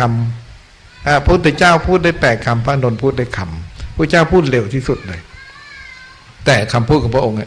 ชัดถ้อยใช้คำถ้าพูดเกิดก็เหมือนพวกเขาร้องเพลงนะเขาร้องเพลงเขาร้องอะไรมันไพเราะเพราะพริ้งชัดถ้อยใช้คำเพลงย่อมเป็นที่ไพเราะที่สุดกว่าคำพูดใช่ไหมแต่ว่าเพลงคนอีสานก็บอกโอ้ยหมอลำม้วนอย่างเงี้ยภาคเหนือก็โอ้ยเพลงภาคเหนือภาคใต้เพลงนั้นเพลงที่ไพเราะคนฟังแล้วจะจับใจโศกก็จะโศกตามหัวเราะก็จะหัวเราะตามฉะนั้นพระพุทธเจ้าเนี่ยคำพูดของพระพุทธเจ้าเหมือนเพลงอย่างเพลาะน้อยกว่าเลยโยมเรียกว่านักร้องที่ว่าร้องไพเราะนะยังไม่ไพเราะเท่ากับฝั่งพุทธเจ้าพุทธเจ้าใครฟังแล้วจะไพเราะมากไม่ต้องร้องเพลงแค่พูดกับไพเราะอันนี้เราก็อยากฟังเนาะแต่ไม่มีใครอัดเทปเลยเนาะก็นึกจินตนาการว่าพุทธเจ้าไพเราะแค่ไหนดังนั้นพุทธเจ้าจึงได้เทศถึง 84,000 ปฐมขันธ์นะโยมเทศได้มากที่สุดนะโยมโอ้พระไตรปิฎกที่พุทธเจ้าแสดงมันเนี่ยเอามาเขียนแล้วขยายความ80 เล่มถ้าย่อแล้ว40 เล่มนะโยมที่ท่านแสดงไว้นะโยมไม่ใช่น้อยเลยตู้พระไตรปิฎกเลยไม่มีศาสดาใดที่เทศได้มากเลยไพเราะได้มากแล้วเป็นเนื้อหาสาระที่เป็นจริงทั้งหมดเลยพระไตรปิฎกนี่ไปอ่านดูนั่นน่ะพุทธเจ้าเทศถ้าเทศจะยืดยาวๆแต่สงสัยไม่สำเร็จแน่เลยดังนั้นพระพุทธเจ้าเขาก็ตรวจดูหมดเลยปิดหน้าผากได้ห่อถ้าลิ้นของท่านเนี่ยแหลมห่อไปแย่รูหูได้แล้วมีฝ่าเท้าทั้งหมดเนี่ยนะนิ้วเนี่ยเป็นลำเทียนใหญ่เล็กไม่เท่ากันจริงแต่เสมอกันฝ่าเท้านะแต่เท้าทั้งหมดเนี่ยเป็นก้อนหอยฝ่ามือเป็นก้อนหอยหมดถ้าคนสมัยนี้ก็เรียกว่าลิงฮะคนเป็นก้อนหอยหมดเลยเพราะอุตเจ้าเป็นก้อนหอยหมดเลยแล้วลายมือเนี่ยขึ้นปรากฏหมดเป็นรูปสังเป็นรูปปราสาทเป็นรูปสารพัดสัตว์สิงสาราสัตว์ดูแล้วจะแค่ฝ่าเท้านิยมเพลินเลยสัตว์108อยู่ในฝ่าเท้าหมดเลยมีปราสาทราชวังมีวิมานอยู่ในฝ่าเท้ายอมไปดูที่วัดโพก็แล้วกันนะเขาจำลองฝ่าพระบาทไว้นะรูปฝ่าพระบาทพระเจ้าเป็นชาติสุดท้ายที่จะมีเท้าเขาเรียกว่ารวมสัตว์อยู่ในเท้าของพระองค์เมื่อพระองค์เหยียบย่างไปทางไหนเนี่ยสัตว์อยู่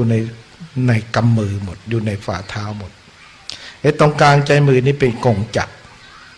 พลังจิตมากเลยเพราะกงจักรอยู่ฝ่ามือแต่ฝ่ามือนี่เป็นนิ้วก้นหอยแค่พลิกดูฝ่ามือฝ่าตีนก็จบแล้วโยมไม่ใช่คนธรรมดาแล้วส้นนี่อยู่ไม่ได้อยู่ไม่ข้อเท้านี่อยู่ระหว่างกลางใกล้ๆกลางเท้าจะอยู่ทางค่อนข้างส้นเวลาเดินแล้วเนี่ยดูน่ารักมากเดินแล้วเพราะแบบไม่ได้ติดเนี่ยว่างั้นนะเขาบอกพุทธเจ้าเนี่ยเดินงามที่สุดเลยหญิงว่าเดินงามกษัตริย์ว่าเดินงามไม่มีใครเดินงามเท่าพุทธเจ้า เดินอย่างพญาช้างเขาว่างั้นตอนนี้พอตรวจพุทธลักษณะหมดแล้วทุกอย่างก็คือยอมรับอะพราหมณ์ก็ทำนายเลยพวก7 คนบอกว่าถ้าได้ออกบวชจะเป็นพุทธเจ้าถ้าเป็นเจ้าแผ่นดินจะได้ครองเป็นเจ้าจักรพรรดิของโลกทุกคนยก2 นิ้ว2 นิ้วนะชู2 นิ้วถ้าสมัยนี้ก็ชอบชู2 นิ้วใช่ไหมแต่โกฏัญญะชูนิ้วเดียวบอกปุริสลักษณะอย่างนี้ต้องเป็นพุทธเจ้าอย่างเดียวไม่เป็นอื่นพอเสร็จแล้วพอทำนายเสร็จแล้วก็กลับบ้านโกฏัญญะก็ตั้งใจเลยถ้าออกบวชเมื่อไรเราจะออกบวชตามเพราะตอนนี้เราอายุ16 ปีคิดว่าทันก็ไปบอกภัททิยะมหานามะอัสสชิพวกพราหมณ์พวกนั้นที่ทำนายนั่นนะ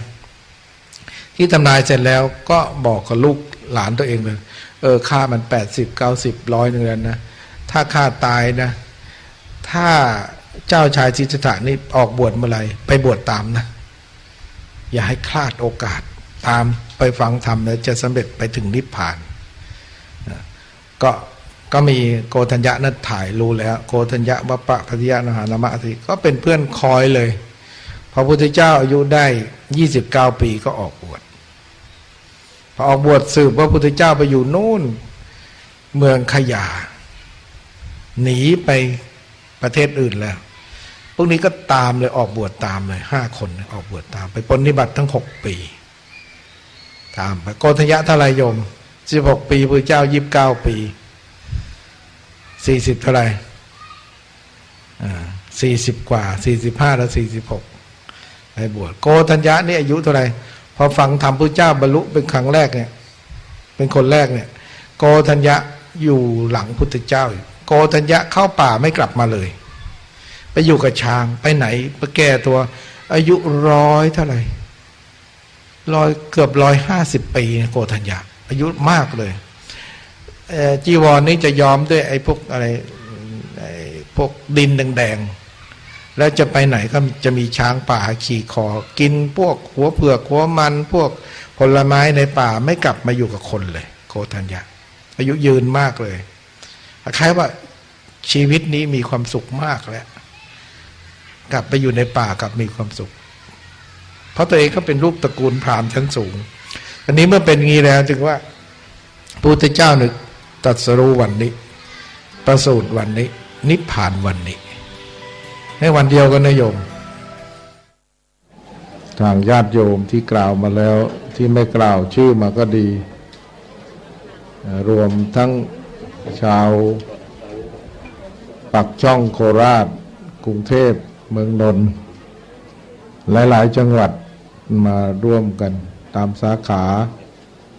ตั้งแต่เชียงใหม่อุบลประจวบหลายๆจังหวัดก็มาร่วมกันทอดกฐินสามัคคีณวัดเขายะแสงวัดเขายะแสงนี่ความเป็นจริงแล้วก็ยังไม่ได้ขออนุญาตเจ้าของเขาเลยโยมตั้งชื่อเนี่ยแล้วก็ไม่เจอตัวเจ้าของด้วยไม่รู้จะไปขอที่ไหนด้วยไม่รู้ยะแสงแกคงดีใจโยมเพราะแกขายที่ให้กับโยมผู้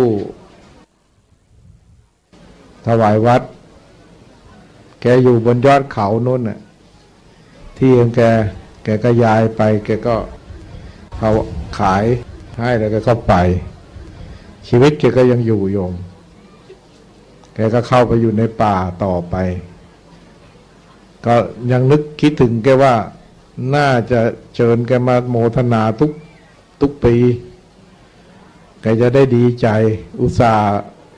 เอาชื่อกันมาตั้งว่าวัดเขายะแสงก็เพราะดีแล้วใกล้ๆนี่ก็เป็นเขายายเที่ยงโยมเขายายเที่ยงก็พระก็ไปสร้างไว้ลำตะคลองยายเที่ยงกับยายแสงอยู่คนละเขาก็เป็นสาขาเหมือนกันที่ปฏิบัติเหมือนกันตอนนั้นชื่อเนี่ยก็ไม่สำคัญอะไรหรอกเพราะว่าสำคัญที่ว่าคนเราเกิดมาเนี่ย ได้มีโอกาสสร้างอะไรไว้ให้แก่ตัวเองหรืออย่างเท่านั้นเองสร้างบุญให้ตัวเองพอได้อย่างถ้าอย่างก็ยังต้องเวียนว่ายตายเกิดต้องลำบากต่อไปอีกแต่ถ้าทำให้พอแล้วมันก็พ้นจนทานบารมีเนี่ยโยมเป็นสมบัติของมนุษย์สมบัติของเทวดาทานบารมีที่พระพุทธเจ้าท่านให้ทำทานเนี่ยท่านรู้ว่าทานเนี่ยจะพาให้จิตใจของทุกคนเราเนี่ยละตัวตนได้ละความตนีได้ละความผูกพันบ้านเรือนครอบครัวได้แล้วสามารถที่จะเสียสละเพื่อเป็นพุทธบูชาธรรมบูชาสังฆบูชาแล้วก็เมื่อแตกตายทำลายขันธ์เนี่ยผลทานเนี่ยจะเป็นตัวสวรรค์ให้เราเป็นตัวราบเป็นตัวมรรคผลให้แก่เราพระพุทธเจ้าจึงต้องสร้างทานบารมีตั้งแต่เป็นพระเวสสันดรชาติสุดท้ายเนี่ยเป็นทานบารมีก็ไปเกิดชั้นดุสิตหล่อพุทธศาสนาตัวเองเกิดขึ้นฉะนั้นจึงว่าการให้ทานเนี่ยถือว่าเป็นปัจจัยนิสัยของพระอริยเจ้าต้องมีการให้ทานจิตใจจึงจะผ่องใสเบิกบานคนไม่มีทานเนี่ยจะไม่มีความสุขในชีวิตเท่าไหร่หรือจะร่ำรวยเท่าไรก็มีปัญหากับเรื่องเงินเรื่องทองเรื่องลาภลดเรื่องบริวารทะเลาะเบาะแว้งกันอยู่นั่นนะไม่จบไม่สิ้นแต่ถ้าเสียสละได้เนี่ยก็จะสบายใจคนเราทุกวันเนี่ยที่มันทะเลาะกันทุกวันเนี่ยที่มันมีปัญหาทุกวันนะเพราะเราเสียสละไม่เป็นเสียสละใจไม่ได้ให้ไม่ได้ยอมไม่ได้ก็เลยมีปัญหากันทุกวันนี้ฉะนั้นการสร้างบุญบารมีเนี่ยจำเป็นต้องทำเกิดมาแล้วเนี่ยอายุเราก็ไม่เกิน100 ปีเนี่ยวันนี้มีคนอายุมากมานั่งอยู่ข้างหน้าเนี่ย90เท่าไรเนี่ย95อาตมามาอยู่3 ปีเพิ่งเจอกับพระโยมแกฟังเทปทุกวันเจอกระทั่งธรรมะอยู่ของเดือนี่เองอยากเจอจังเลยไม่ได้เจอ3 ปีโยมวันนี้เจอได้95ดีใจมาเจอพระแล้วนี่คนนี้83นี่ยังขับรถไหวอยู่แล้วเราจะอยู่ถึงหรือเปล่าในโยมเนี่ยเราจะอยู่ถึงหรือเปล่าเนี่ยปวดแข้งปวดขาจะอยู่ถึงหรือเปล่าเนี่ยก็ต้องทำบุญต้องทำบุญต้องให้ทานต้องเจริญภาวนาให้ครบองค์เพราะว่าปีหนึ่งเนี่ยจะได้ทำครั้งเดียวกฐินโยมกฐินนี่มีการทานทำได้ครั้งเดียวเขาแย่แสงนี่เพิ่งนิยมบอกฉันมีเงินสัก10 ล้านฉันจะมาขอเป็นเจ้าภาพทอดกฐินละขอสมภารวัดแย่แสงทอดกฐินให้ใหญ่กว่าเมื่อวานอีกไม่ได้โยมต้องเอาเงินนั้นไม่มีความหมายเอาเงินกลับไปต้องรอปีหน้าโน้นถึงจะมีเงินก็ทอดไม่ได้เพราะหมดจากวันนี้แล้วก็หมดโอกาสทอดกฐินแล้ว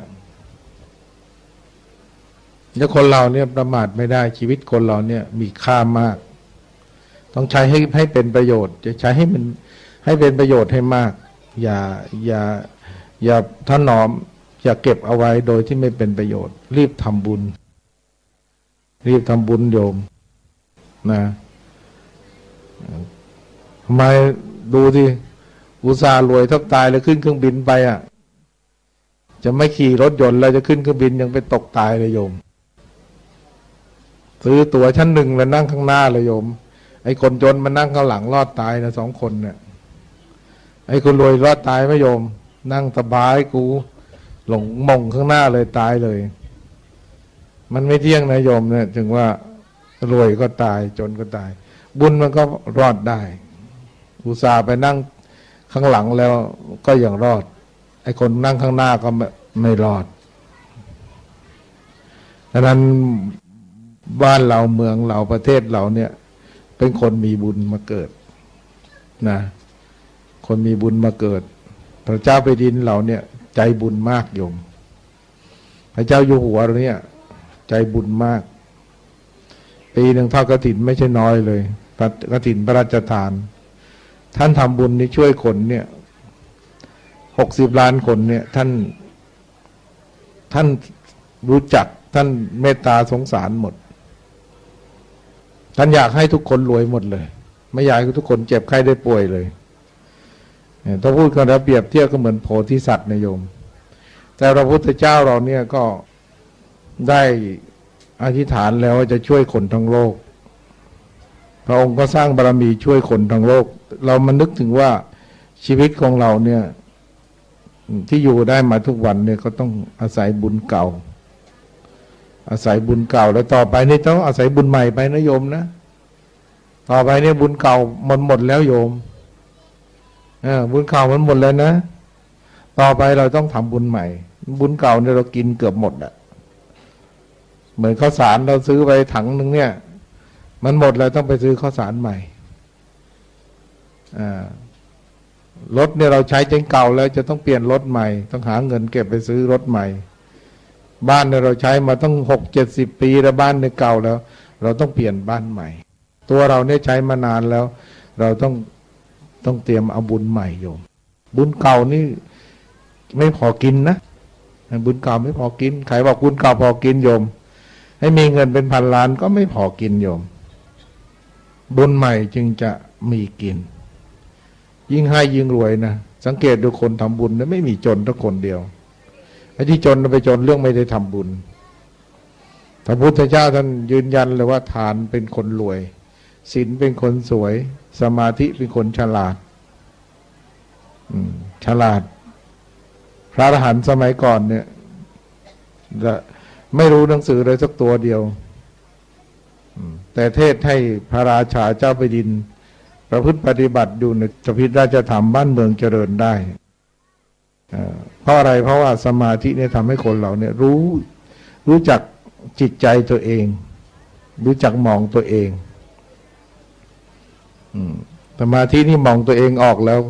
ก็จะสงบลงก็จะเข้าใจตัวเองแล้วก็ชีวิตก็จะอยู่อย่างสุขสงบฉะนั้นการที่เรามาทำบุญทุกครั้งนี่เราต้องการพ้นทุกข์การไปสู่ความสุขสงบเพราะคนเรานี่มีทุกข์มากมีทุกข์ในครอบครัวมากเลยทุกข์ในเรื่องห่วงนั่นแหละห่วงลูกห่วงหลานห่วงครอบห่วงครัวห่วงเงินห่วงทองห่วงทรัพย์สมบัติกลัวกิจการทุกอย่างมันจะสูญไปจะเสียไปจะไม่ได้ทุกคนเราก็มีทุกข์มีห่วงมีทุกข์ก็มีห่วงฉะนั้นถึงว่าถ้าเราไม่ได้ทำใจกันซะบ้างเลยเนี่ยไม่ได้ทำบุญทำทานซะเลยมันก็ห่วงนั่งห่วงนอนห่วงอยู่ที่บ้านเนี่ยแล้วมันจะได้อะไรมันก็มีแต่ความไม่สบายใจนะสมบัติทั้งหมดในโลกเนี่ยท่านเปรียบว่ากฐินเนี่ยสมบัติในโลกนี้จะเป็นเงินทองแก้วแหวนเงินในท้องพระคลังทั้งหมดแต่ก็อย่างบุญไม่เท่ากับทอดกฐินวันเดียวไม่บุญไม่เท่ากับเอาเข็มเอาได้ไปทอดกฐินหรือเอาผ้าไปทอดกฐินเพียงครั้งเดียวแล้วจำไม่ลืมทำไมจึงมีบุญมากกว่าเงินทองในโลกนี้นะสมบัติในโลกนี้ยังมีน้อยกว่าบุญทอดกฐินครั้งเดียวโหบุญมากขนาดนั้นจะเลยก็ใช่ก็ฝนตกครั้งเดียวเนี่ยเรานับไม่ถ้วนเพราะอะไรเพราะเงินทองในโลกนี้เอาไปไม่ได้ตายแล้วเอาติดตัวไปไม่ได้แต่บุญที่เราทำบุญให้ทานเนี่ยเราตายแล้วเราไม่ลืมไม่ลืม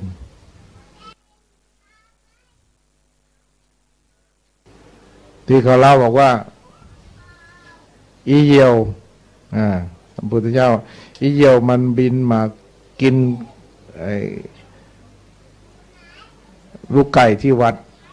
ไอ้ลูกไก่ที่วัดมันก็วิ่งหลบเข้าไอ้ขยะกองใบไม้อีเหยี่ยวก็โฉบจับไอ้ขยะใบไม้ติดไปเอาไปถึงนอกวัดก็เอาไปคลี่ดูมันก็นึกว่าลูกไก่มันจับไปด้วยความตื่นเต้นพอไปถึงนอกวัดแล้วมันก็ไปขายเล็บมันดูอ๋อไม่ใช่ลูกไก่แต่แล้วนึกว่า เอาขยะมาทิ้งนอกวัดก็ดีแล้วใจมันนึกอย่างนั้นน่ะนึกเอาไก่ไม่ได้ก็เอาขยะมาทิ้งนอกวัดจิตมันนึกถึงว่า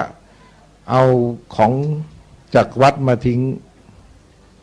มันเกิดความจำได้พอตายแล้วมันก็เกิดเป็นเทวดามีรูปงามเอาของวัดไปทิ้งนอกวัดมันก็ได้ไม่ดังนั้นถึงว่าใจที่เสียสละเนี่ยมันจะเป็นบุญกุศลที่ต้นเหตุของการเสียสละก็คือการว่ากฐินเริ่มต้นก็คือการคนจนเอาผ้ากับไอ้เข็มเนี่ยไปทอดเนี่ยเอาใบไม้กลัดนุ่งเนี่ยเทวดาโมทนาจึงกลายเป็นราบยศสรรเสริญในวันนั้นกลายเป็นเศรษฐีในวันนั้นพุทธเจ้าจึงบอกว่าเนี่ยบุญแล้วเนี่ยทำด้วยการเสียสละเนี่ยก็จะเป็นผลทานรวยในชาตินี้เลยนี่พวกเราเนี่ยไม่ได้ทำเพื่อหวังรวยอย่างเดียวหรอกทำเพื่อให้ใจของเราสบายใจของเราสบายทำแล้วให้มันลูกก็สบายหลานก็สบายพ่อแม่พี่น้องทุกคนมีความสุขความสบายไม่ลำบากทุกคนมีความรักสามัคคีขอให้ครอบครัวของเราอยู่เย็นเป็นสุขยังไม่พอเราทำให้บ้านเมืองเราอยู่เย็นเป็นสุขด้วยขอให้ทุกคนมีความสุขความเจริญไม่ได้เข็นแก่ตัวมีความสุขเพียงคนเดียวอยากให้ทุกคนมีความสุขแต่นี้คนเราจะมีความสุขได้เนี่ยก็ต้องอาศัยธรรมะของพุทธเจ้าจึงจะมีความสุขได้เจ้าที่ที่นี่นายโยมนะเจ้าที่ที่เนี่ยชอบคนใจบุญคนมากินเหล้าทำงานแล้วเกิดเรื่องทุกทีโยมคนงานคนไรเนี่ยมากินเหล้าที่เนี่ยมาอยู่ไม่มีความสุขหรอกแต่ถ้าคนไหนสวดมนต์ภาวนาเนี่ยจะเจริญพระเจ้าก็ต้องสวดมนต์ภาวนาต้องนั่งสมาธิดังนั้นเรามาทำบุญที่เนี่ยเราจะได้รับความเจริญไปเจ้าที่เขาก็ให้ความเจริญมาโมทนากับเราวันนี้เราก็คงจะต้อง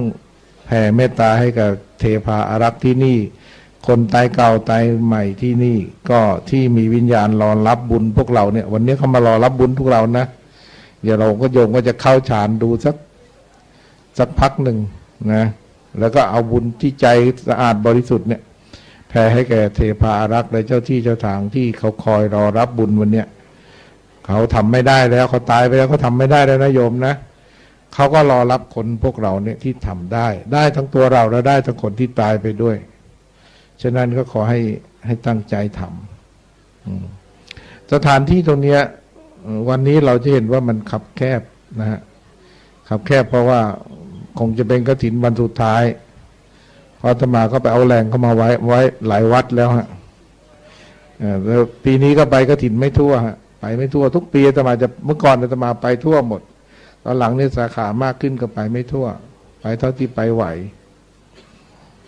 สถานที่นี้ที่จริงแล้วเนี่ยจะไม่ได้สร้างอะไรมากหรอกโยมจะสร้างเพียงกุฏิกรรมฐานพอปฏิบัติธรรมเท่านั้นเองพระก็อยู่กับประมาณ20หรือ30รูปก็ไม่มากจนเกินไปที่มากก็ไปอยู่วัดสังฆทานทั้งหมดพระของเราก็300กว่ารูปแต่มาอยู่ที่นี่ก็เพียง20รูปกุฏิก็ขนาดนั้นตอนนี้พระท่านก็ทำกุฏิให้อาตมาอยู่บนเขาเย็นก็กลับไปโยมก็ไปดูซะหน่อยเป็นโลหะปราสาทโยม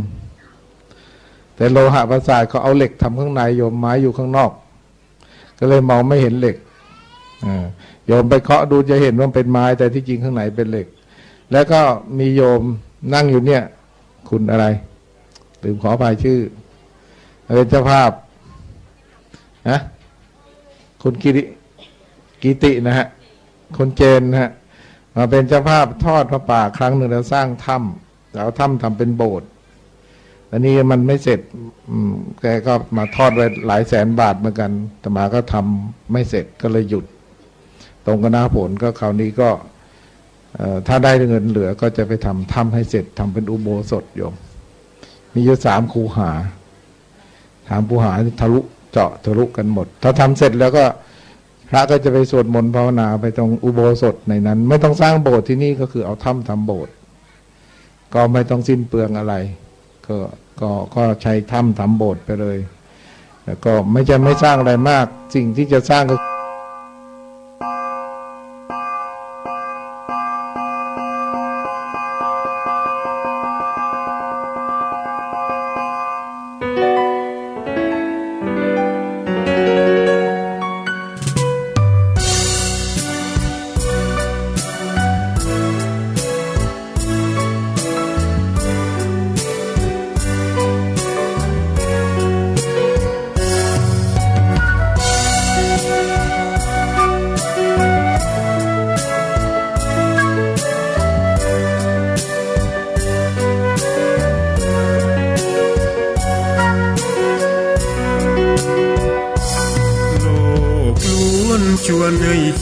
อนิจจัง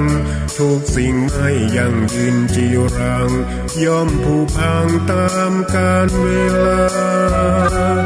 จะฝืนให้ยั่งยืนจนสิ้นโลกาอย่าได้หวังดังปรารถนาองค์พระพุทธาท่านตรัสสอนไว้เกิดแล้วคงไม่แคล้วต้องชราแก่อาคราวแก่สมปัญญาทั่วภารามีโถมไปเจ็บทุกข์ย่อมเวียนวนมีพ้นใครๆสัตว์โลกล้วนรู้แน่แก่ใจเกิดแก่เจ็บตายหลีกไปไม่พ้น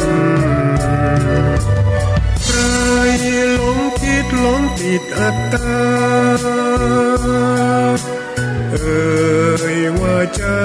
แจ้งกำมลแม้นใครปลงได้คงสุขล้นชีวิตมีมองบนเกิดมาเป็นคน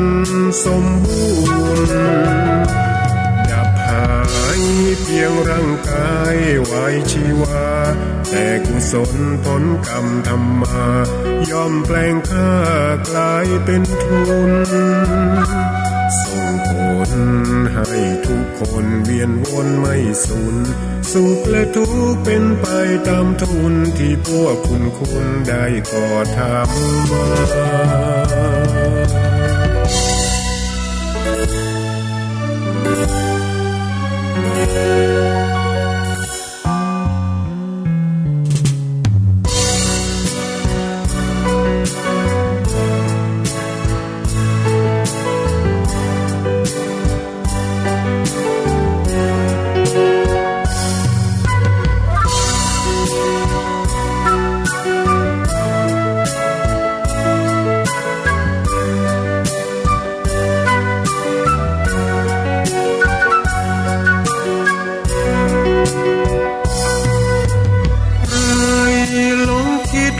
ติดอัตตาว่าใจแจ้งกำมลแม้นใครปลงได้คงสุขล้นชีวิตมีมองมนเกิดมาเป็นคนสมบูรณ์ดับหายเพียงร่างกายไว้ชีวาแต่กุศลผลกรรมทำมาย่อมแปลงค่ากลายเป็นทุนส่งผลให้ทุกคนเวียนวนไม่สูญสุขและทุกข์เป็นไปตามทุนที่พวกคุณได้ก่อทำมา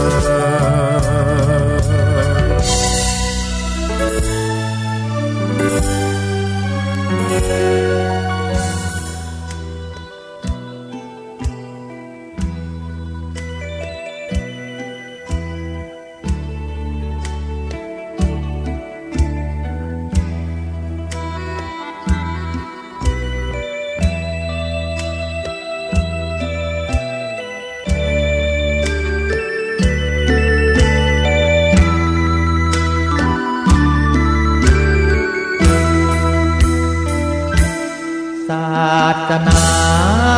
สอนใจใครๆจะทานเหมือนเป็นเช่นธนาคารเปิดบริการทุกท่านทั่วหน้าโปรดเธอตั้งใจฝากบุญไว้เป็นทุนหนุนพาสร้างบุญสิคุณทั่วหน้าไม่ช้าผลบุญจะตอบแทนมันสร้างสมเนื้อบุญเป็นทุนเข้าไว้ทางสร้างทรัพย์ภายในสถิตกลางใจให้บุญแนบแน่นปลูกจิตศรัทธายึดศาสนาไว้เป็นหลักแกนจันลงไว้ให้เป็นแก่นใจของใครทุกคนเกิดแก่เจ็บตายพระว่าไม่เที่ยงสังขารจะเลี่ยงหลีกไม่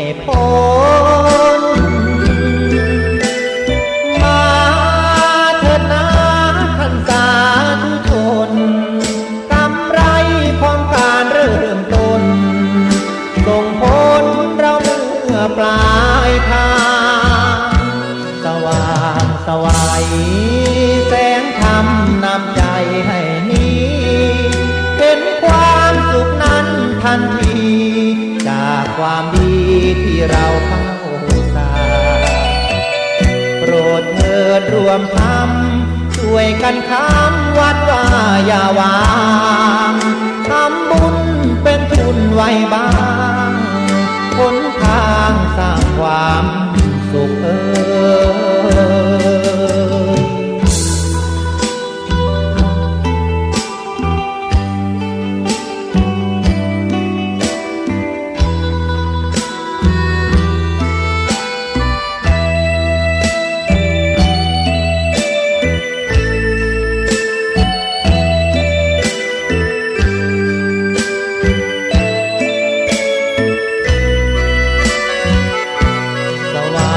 สวัย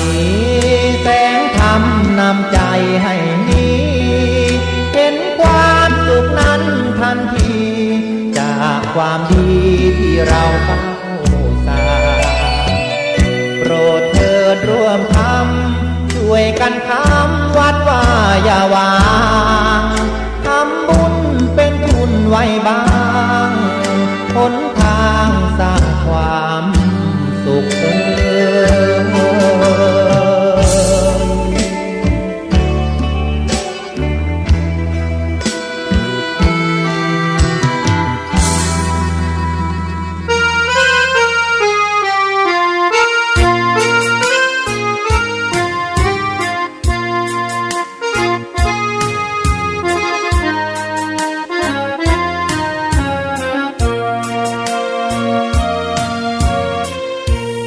ผิดพลาดมาตั้ง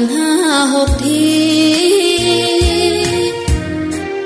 ลืมเลือนไปสิอย่ามัวคิดถึงเมาเหล้าเที่ยวพลานบ้าการพนันเกียจคร้านการงานชอบอ้างตะบึงความชั่วคอยดึงพาชีวิตให้มืดมน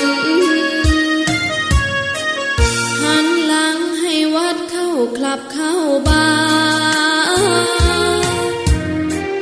เคยรวยเงินตราต้องมาขัดสนความทุกข์ความเครียดเบียดเบียนบิดาผิดหวังเรื่อยมาชะตาอับจนเพื่อนหายหลายคนสับสนทุกตรมอุราเสพผงกัญชายาบ้ายาอีสูญเสียความดีไม่มีก้าวหน้าคบเพื่อนไม่ดีเสียหายโชคร้ายติดตาอยากจะเลิกหนักหนากลับใจเวียนมาเข้าวัดอีกทีหยุดกลัวโลกีทำดีเถิดนาเพียรภาวนาพาใจสุขีเอาแสงพระธรรมที่นำเห็นทางเจอแสงสว่างสิ้นทุกข์ราวีสร้างสมบารมีชาตินี้มุ่งพระนิพพาน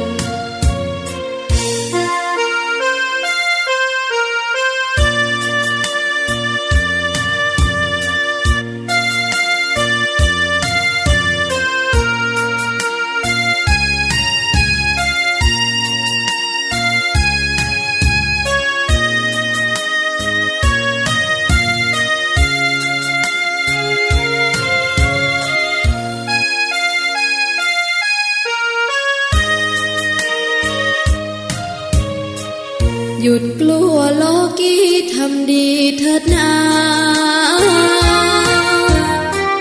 เพียรภาวนาพาใจ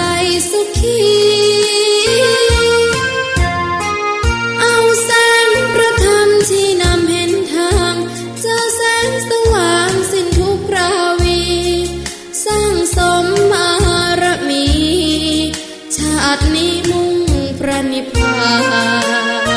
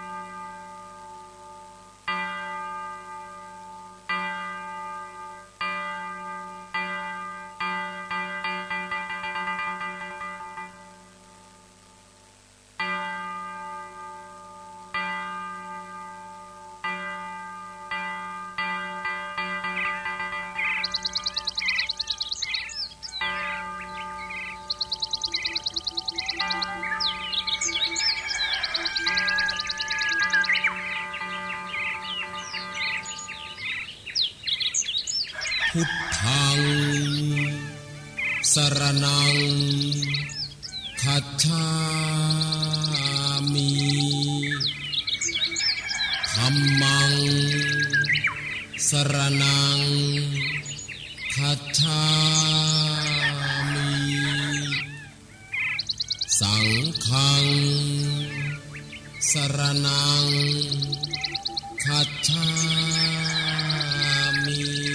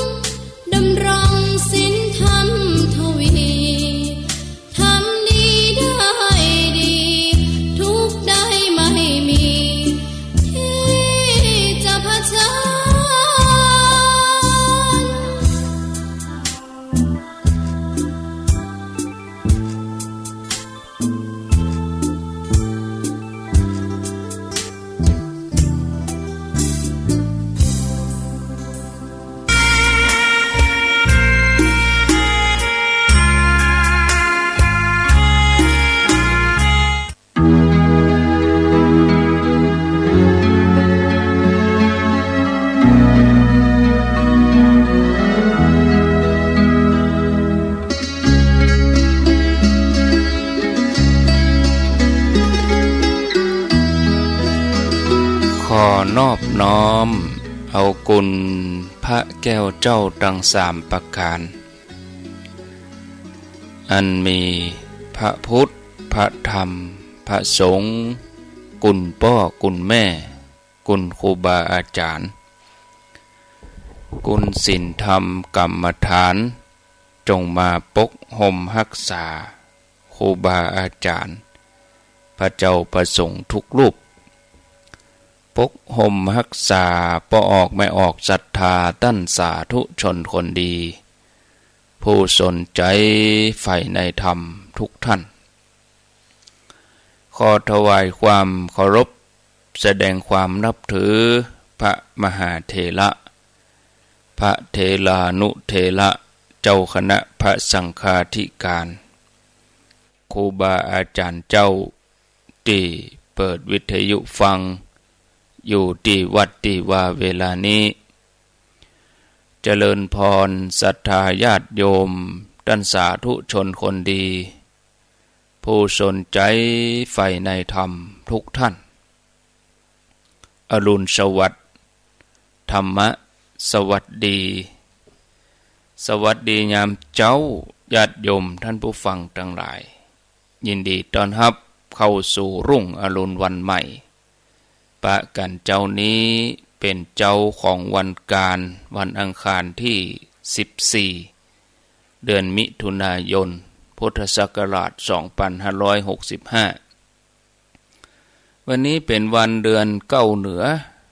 ขึ้น15ค่ำพร่ำว่าเป็นวันพระวันศีลเป็นวันเดือนเพ็ญวันนี้เป็นวันเดือนเก้าเพ็ญมาพบกับญาติโยมท่านสาธุชนคนดีทั้งหลายในรายการเสียงธรรมแสงอรุณแหมกรรมเวลาประมาณตีสี่ครึ่งญาติโยมจะได้ฟังรายการธรรมาภิวัตรรายการธรรมาภิวัตรจัดรายการโดยท่านสาธิตธีระปัญโยสถาบันธรรมาภิวัตรอำเภอแม่เมาะจังหวัดลำปางเป็นประจำทุกวันการที่ท่านจะได้จัดรายการให้ญาติโยมทั้งหลายได้ยินได้ฟังกันเวลาตีสี่ครึ่งจนถึงเวลา7 โมงทุกวันการศรัทธาญาติโยมท่านสาธุชนท่านผู้ฟังทั้งหลายติดตามรับฟังกันแต่ก่อนที่จะรับฟังท่านสาธิตนั้นอาตมาภาพก็มาเข้ารายการเกริ่นนำไว้ก่อนเวลาประมาณครึ่งชั่วโมงศรัทธาญาติโยมทั้งหลายช่วงเจ้านี่บ่ล่ำได้เข้ารายการระยะหลังมาเพราะว่าเมื่อวันมีงานเมื่อคืนก็มีงานแถมเมื่อเจ้าเราจะมาฮักโหมเข้ารายการแถมก็กำเดียวร่างกายมันจะบ่ไหวช่วงนี้ก็มีงานทีน้อยศรัทธาญาติโยมก็ต้องพักผ่อนก็ฟังเทปธรรมะไปถ้าว่าจังหวะดีมีเวลาพักผ่อนกิจกรรมเมื่อวันก็เบาบางเมื่อคืนบ่ได้ไปไหนอันนั้นมาเจ้าก็สามารถมาจัดรายการได้หลายท่านก็ถามหาแม่เจ้ามันจัดแล้วกะศรัทธาเฮานี่ลูกเจ้าเพราะว่าญาติโยมเขานี่มีเวลาที่จะผ่อนคลายมาวันกะอย่างครูบาอาจารย์ที่เปิ้นจัดรายการนี่ถึงแม้ว่าร่างกายมันบ่เหน็ดเหนื่อยแต่ว่าบางทีมันใจสมองกายนี่มันบ่อิดเท่าใดแต่บางทีมันใจสมองบางทีการเดินทางทำให้เหน็ดเหนื่อยในช่วงเวลาที่จะมานั่งจัดรายการก็ต้องพักผ่อนก็มาอันนี้ก็ร่างกายมันจะเบาไหวญาติโยมท่านทั้งหลายท่านก็ตื่นขึ้นมาตั้งแต่ตี 2 ตี 3บางคน3 โมงนี่ก็ลุกมาก็ไล่วิทยุเสาะหาเปิดรายการวันใดบ่ได้ยินเสียงวันใดบ่ได้ยินก็กระวนกระวายเหมือนอย่างญาติโยมที่อยู่ทางในเวียงญาติโยมอยู่ในเวียงสันทรายสารปีแม่แตงแม่ลิมวันนี้เปิ้นบ่ได้ยินสถานี104ก็กระวนกระวายโทรหา ก็ตึงเมินแต่ศรัทธาญาติโยมมาพอประเด็นนี้จะได้เดือนแล้วเนาะ20 วันละตั้งแต่เปิ้นได้ปิดปรับปรุงมานี่20 วันพอดีก็เมินนักแก่ที่104ฝ่ายหินก็อดใจรอแหมสักประมาณอาทิตย์เนาะแหมประมาณ1 อาทิตย์ก็คงจะได้ยินได้ฟังกันละนะญาติโยมท่านผู้ฟังทั้งหลายเอาละมาปะกันแล้วก็บังฮือได้ขาดแคลวเสียเวลาเจิญพ่อแม่ศรัทธาญาติโยมทั้งหลายได้ไหว้พระแล้วก็ฮับปอนไหว้พระฮับปอนแล้วก็มีเวลาเหลือน้อยก็ลองเช็คพอคนฟังมาเจ้ายังมีอยู่ก่ออีเนาะอะระหังสัมมาสัมพุทโธภควาพุทธังภควันตังอภิวาเทมิสวากขาโตภควตาธัมโมธัมมังนัมสสามิสุปฏิปันโนภควโตสาวกสังโฆสังฆังนะมามิกับ1กับ2กับ3กับนึกถึงคุณพ่อคุณแม่ของเฮาเน้อกราบนึกถึงคุณครูบาอาจารย์กราบพระเรียบร้อยตอนนี้ไปก็ฮับปอนสัพพิติโยวิวัชชันตุสัพพะโลโกวินัสสันตุมาเตภวัตวันตรายโยสุขีติคายุโกภวะอภิวาทนาสีลิสนิจังวุธาปจายโนจัตตาโลธรรมาวทันติอายุวันโนสุขังปะลังเอาละได้ไหวพระได้ฮับปอนก็สบายอกสบายใจดีแล้วเนาะโล่งใจดีแล้วม่วนใจดีแล้วขณะนี้เวลาตี4กับ9 นาทีตี4กับ9 นาทีก็ลองฟังญาติโยมพอก่อนเช็คคนฟังเมื่อเจ้าวันนี้บ่ได้สาระอันใดนักมากมายเนาะเนื่องจากว่าจำเดียว4 โมงครึ่งตี4 ครึ่งก็จะยกเวลาให้ท่านสาธิตธีระปัญโยสถาบันธรรมาภิวัตรอำเภอแม่เมาะจังหวัดลำปางเมินมาที่อาตมาบ่ได้เข้ารายการเมื่อเจ้า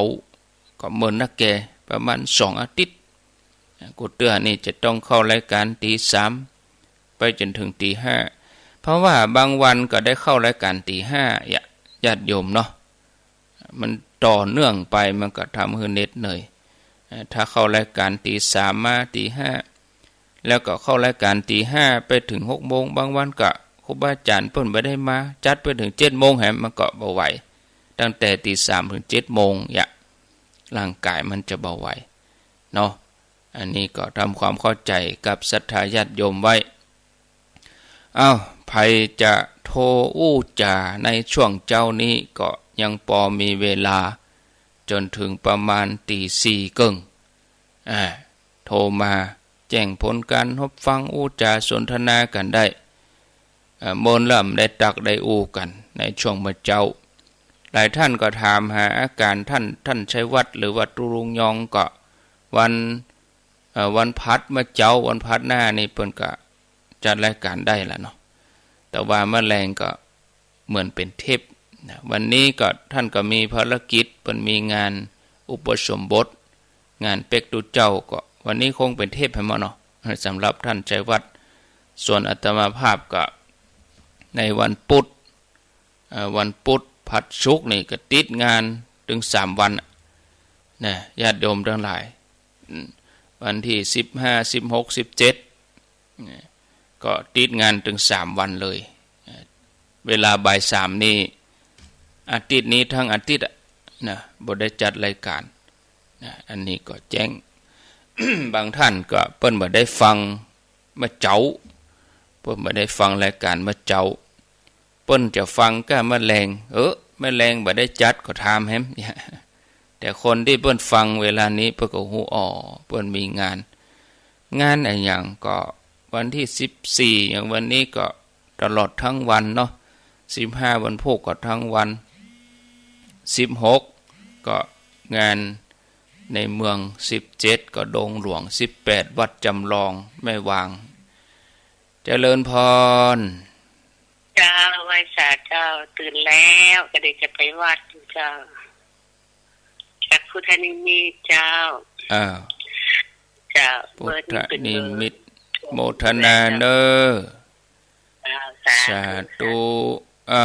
จอมตอง5 โมงบอกเปิ้นไปวัดกัน0998366322ได้ค่ะไปได้บอกเบอร์โทร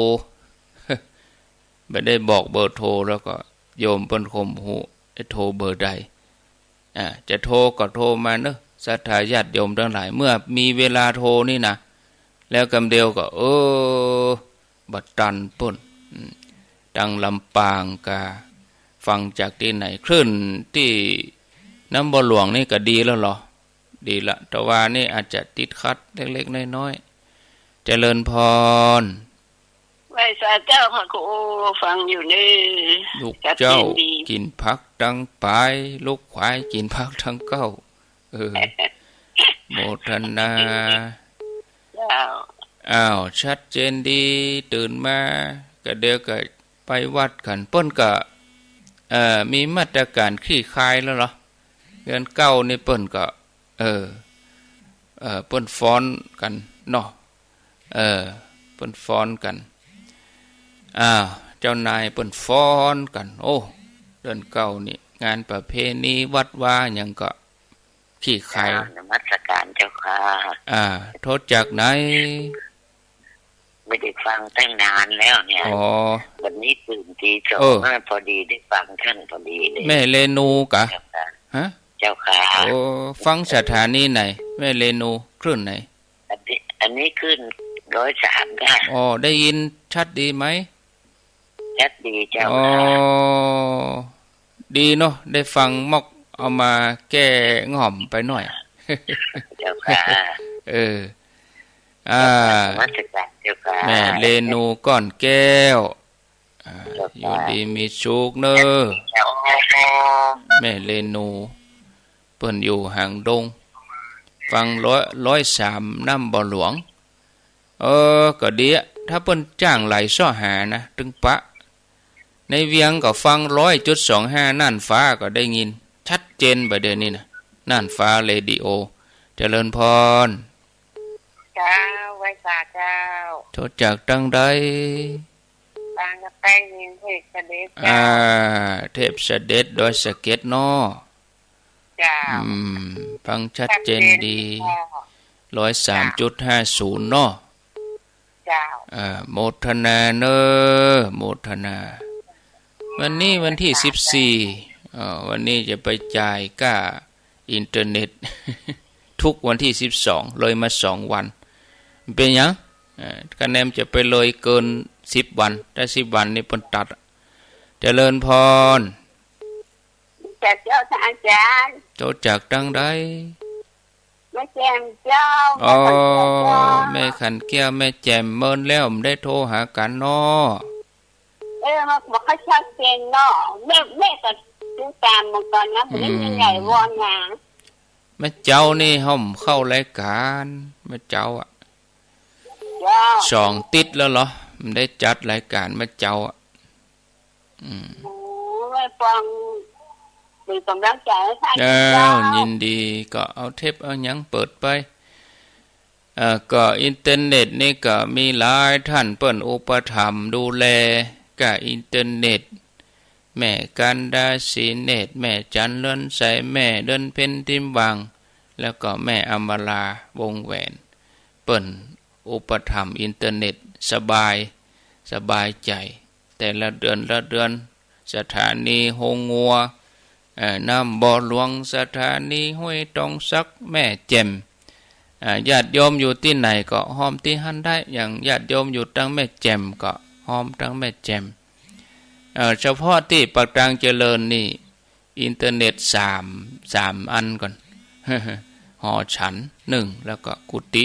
2 ก็มันต้องใจเนาะญาติโยมทำใจเขาสื่อสารเขาก็จัดรายการมาได้เจริญพรใช่ค่ะเจ้าอยู่ที่ไหนตั้งใดตายเจ้าแม่อายแม่อายอ๋อเมืองฝางแม่อาย แม่ยังก็จื่อมาลีวันที่ข้องานเจ้าแม่มาลีวันเจ้าอ๋อลูกเจ้าเหมือนกันเนาะโอ้เจ้าฮะนอนฟังอยู่ก็เดี๋ยวก็นึ่งข้าวกะ5 โมงนะเจ้า5 โมงก็ลุกนึ่งข้าวยินดีเนอะเจ้าลูกเจ้ากินพักตั้งปลายลูกไว้กินพักตั้งเก้าก้าเขาโทรเขาก็ม่วนกันเหมือนเขาไปแอวด้วยปุ่นอันนี้อยู่ที่ไหนเจริญพรไว้สาครับหลวงปู่ปอบุญธรรมกะอยู่มาเคยเจครับผมเสียงเหมือนปอบุญธรรมชัยกาดใจอยู่เคยเจเบอเคยเจฟังชัดดีเนาะครับแดงดินอยู่นะไหลซ้อหาเอากะเนาะฝ่ายหินนี่เปิ้นแปลงซ่อมฟังได้ประมาณสัก4-5 คืนนี่ก็เงียบแล้วครับหายแล้วเพราะว่าเปิดหลายแล้วหรอ5 โมงปลายนี่สถานีเปิดนักละครับผมอินดูโอดใจรอแหมสักติดเนี่ยงอมโอ้หมู่ในเวียงก็จมก็ขนาดไม่ได้จะแล้วหาอีหลวะก็เฮาก็บ่ฮู้นะได้พอต่อว่าจะฟังได้พอสายที่ละข้าวเปิ้นมีความพยายามแต่เนาะครับโมทนาครับโตยายพรแห่มโทรหาก็เดี๋ยวโทรหาท่านสมชาติเดี๋ยวโทรหาตุลุงยองก็เดี๋ยวโทรหาอาตมาแห่มก็คนเฒ่าเพิ่นได้รับคำตอบก็อดเอากะใจมันงอมมาอาตมาก็งอมก็หอมแลช่วยกันกะอีเนาะเขาบ่นกันเด้อเขาบ่นกันเนี่ยเวลาเฮาจะฮู้กะฮู้ความหมายก็ตอนเนี้ยตอนเฮาได้ยินดีๆนี่เฮาสลาดใจเฮาก็เฉยๆตอนเฮาได้ยินน่ะตอนวิทยุดีน่ะฟังกันเนี่ยนะแต่นี่ถ้ามันรู้มาเนี่ยโอ้เนี่ยหันคุณค่านี่ง่อมบ่ได้ยินหลายคนนะแต่ว่านี่ฮับ3-4 สายอยู่ตั้งสันทรายอยู่ตั้งสารปีอยู่ตั้งแม่ริมอยู่ตั้งดอยสะเก็ดโทรมาท่านอาจารย์บ่ได้ยินวางนี้ง่อมหาเป็นเดือนแล้วไปที่ไหนกันหมดนอนนี่เนาะอันน่ะญาติโยมทั้งหลายเวลาเปิ้นฮือร่วมบุญร่วมยังกันสมัครสมานสามัคคีบางทีเปิ้นฮือโทรมาก็ญาติโยมก็ต้องโทรมาฮือกำลังใจโทรมาแจ้งผลการรับฟังเอาเจริญพรโทษจากดังใดแฟนผมเจ้าแม่สุทัศน์กะเจ้านี่อยู่ไหนอยู่แสนพรมก็ว่าอยู่หางดงก็ว่าอยู่ไหนอยู่แสนพรมเจ้าได้ไปแม่ดินจ้ะได้ไปเตื้อเนาะเจ้าไปมันเปิดอะไรเห็นมันได้ยินเนาะไปได้6 วันสายอากาศเปิ้นเสียเมื่อว่าวางฝนตกนักๆนะกะน้ำมันซึมเข้าไปกะน้ำกับไฟนี่มันบ่ถูกกันหรอกลุไปเลยสาธุมันน้ำซึมเข้าสายอากาศเจริญพรเจ้ากับว่าสาเจ้าเป็นตัวกูแม่คำนวณแก่ซ่อนเจ้ารับฟังอยู่เจ้าชัดเจนเนาะเจ้าชัดเจนดีเจ้าโมทนาสาธุช่างกับไข้เมินแก่แล้วไปอาตมาถ้าเกินติดนี่แหละอาตมาเลิกละเบาไข้เมินแล้วไปดูเนื้องานแล้วมันแบบจะต้องเมินอย่างขนาดนี้อันนี้พอจะได้เดือนโคไข้แก่ไปกล้าสายอากาศกับเบอากาศบ่ได้มันก็ที่อื่นเปิ้นก็ว่าอย่างนะติดเดียวก็แล้ว อันนี้ใครเกยแล้วเขาบุหูกระเปิ้นเนาะเรื่องบริหารจัดการอย่างห้วยตองซักเนี่ยเต็มที่อ่ะถ้ามันแบบอาการนักนะติดเดียวเต็มที่พยายามให้เต็มที่ติดเดียวถ้าสมมติว่ามันเกิน2 ติดไปแล้วก็แสดงว่าอาการนักต้องเปลี่ยนต้องอย่างอะไรหลายๆอย่างเปิดรออะไรกันอย่างอันนี้เครื่องบัดเสียหรอเครื่องบัดเสียสายอากาศกับเบมันไม่ได้อันยังเป็นเบก็คือนี่มันที่มันเป็นห่วงเป็นบ่วงเป็นห่วงที่มันอยู่บนประเปิดเอาไว้ส่งออกกระจายเสียงที่มันเป็นวงอยู่บนเสาว่าอันนั้นนะอาตมานี่ถึงเวลาช่างเขาก็หู้เนื้องานอยู่ขีดเส้นไปเลยภายในอาทิตย์เนอะได้เปลี่ยนช่างใหม่เขาเป็นตัวเลือกหรอเนาะมันจะเขาเลือกเขาเป็นคนจ้างเขาต้องเลือกเขา0998366322อ้าวเจริญพรนมัสการค่ะตอนตะคือจากเดินนางจัตนาจ้ะน้อยได้ยินจากที่ไหนโยมฟังใน YouTube จ้ะYouTube จ้ะก็ดีมาช่องทางนี้เอาเนาะมาฟังช่องทางนี้ก็ดี YouTube ฝ่ายหินกะค่ะท่านพระครูก็พักผ่อนก็ดีแล้วค่ะพักผ่อนก็ค่ะเปิดเทปธรรมะนั่นก็ดีค่ะเป็นวันเว้นวันพ่องแต่บ่ได้จัดเลยก็ถามหาเว้นวัน2 วัน 3 วันก็มาเตื้อนึงค่ะไม่เป็นไรค่ะท่านพระครูฟังอยู่ค่ะโมทนาเนอสาธุสาธุนะคะเจ้าก็อินดูเหมือนกันท่านอาจารย์วิสุวัฒน์นะอินดูเบิ่มเหมือนกันพอสถานีที่104ก็ใจเย็นๆนะสักประมาณแหมสักติดคงบ่เกินวันที่20ก็ฮะเนาะถ้าว่าเดือนมิถุนายนนี่ยังเสียงยังบ่ออกเตื้อนี่อาตมาว่าใครแก่ไปช่างนี่ใครเกินนำบ่ละอันนี้ถ้าเป็นอาตมานี่มันได้อาตมานี่จี้ติ๊กๆเอาบ่ได้นะอย่าเอาคนเฒ่าเดือดร้อนอินดูคนเฒ่าอย่างเฮาทั้งหลายนี่เฮาหมู่เคลื่อนสีขาวนี่เฮาก็ฟังของเฮาไปมีปัญหาแต่เฮาอินดูหมู่ที่เพิ่นฟังเป็นประจำที่เพิ่นอยู่104พุ่นอย่างเฮาทั้งวันเฮาก็อู้กันเนี้ยเฮาก็ได้ยินกันไปอย่างเงี้ยเจริญพรครับผมกลับไว้สาครับว่าจะได้เน้นลักอ่ะเน้นลักครับผมเน้นลักวัดสันเมืองเนาะสาธุเนออยู่ดีมีสุขเน้นลักวัดสันเมืองเจริญพร2ศรีวดีมว่าแล้วนะศรีวดีมว่าแล้วนะศรีว่ามได้ก็ได้ยินเพิ่นโทรกันอยู่เนาะว่าอันดีแล้วอีกใช่รายการยังรายการยังได้ฟังเมื่อค่ำฝ่ายหินเวลากี่โมงฟังท่านดีไหม7 โมงดีบดีต้องเนี่ยถ้าบอกออกจากปากเฮานี่ตึมใจเต็มเดียวนี่ก็โทรมาบอกโอ๊ตแล้วกะฟังผิดแล้วกะเพียงผิดกะได้มีคนเฒ่าเดือดร้อนนั่นน่ะกะโอ้เขาโทรมาเดือดร้อนเขาได้ยินเขาได้ซื้อว่ามื่นแต่ว่าศาลาถ้าจะยังหมอเลี้ยงไข่ก็ต้องสักยัง4-5 วัน2 วันเต็มที่นี่4 วันแล้วนะถ้าว่า4 วันทำได้ไหมทำได้ครับเปลี่ยนคนใหม่เอาต้องกำหนดมันได้2 เดือนอยู่เลยโอ้จะน่ากะถ้าหมดมิถุนายนนี่เดือนกึ่งพอดีก็ใครแก่ล่ำไปโมทนาเนาะอย่างได้ก็บ่ดี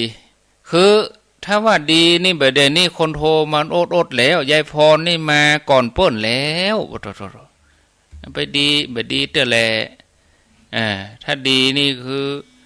ยายพรกาตุลุงหอมบุญกาอย่าถึงมากันกะเนาะดีเตื้อแลอาจารย์วิศวัตรประกาศแจ้งละประกาศแจ้งในกลุ่มไลน์แจ้งอย่างละนะรับแผ่มซองสายสุดท้ายท่านสาธิตเปิ้นเตรียมตัวละ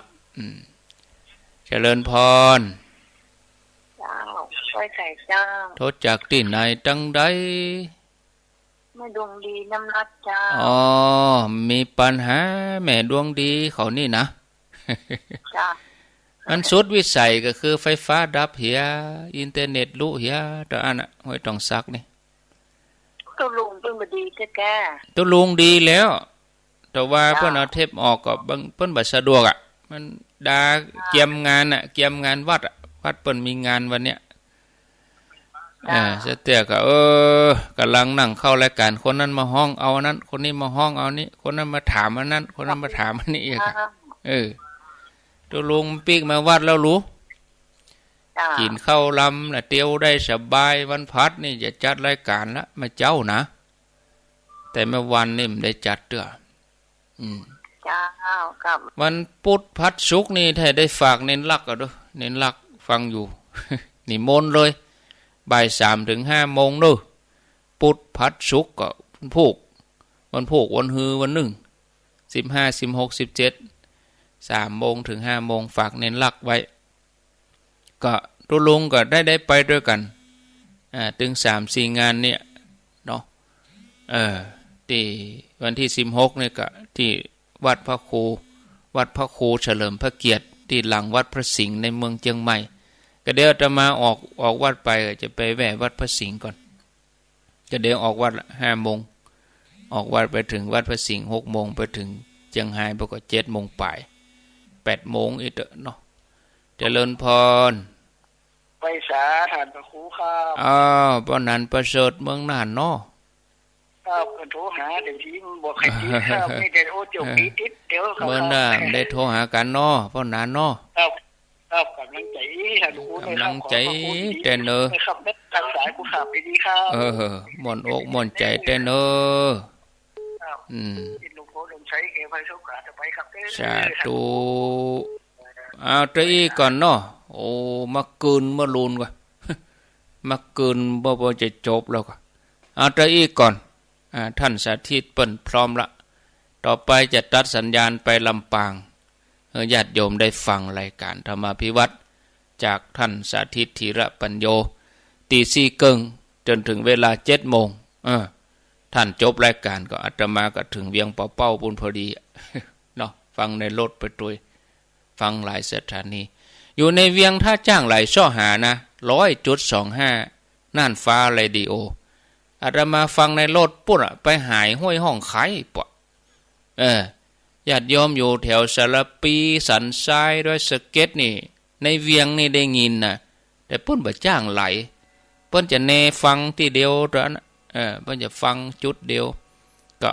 จ้างไหลช่อหาก็ได้ยินอยู่ถ้าเพิ่นจ้างไหลช่อหาก็บ่ได้ยินเนาะเอาก็ให้กำลังใจกันบ่ได้ยินก็แหมวัน2 วันแหมติดก็ขอหวังใจให้ได้ยินเนาะให้กำลังใจถึงผู้บริหารถึงเจ้าหน้าที่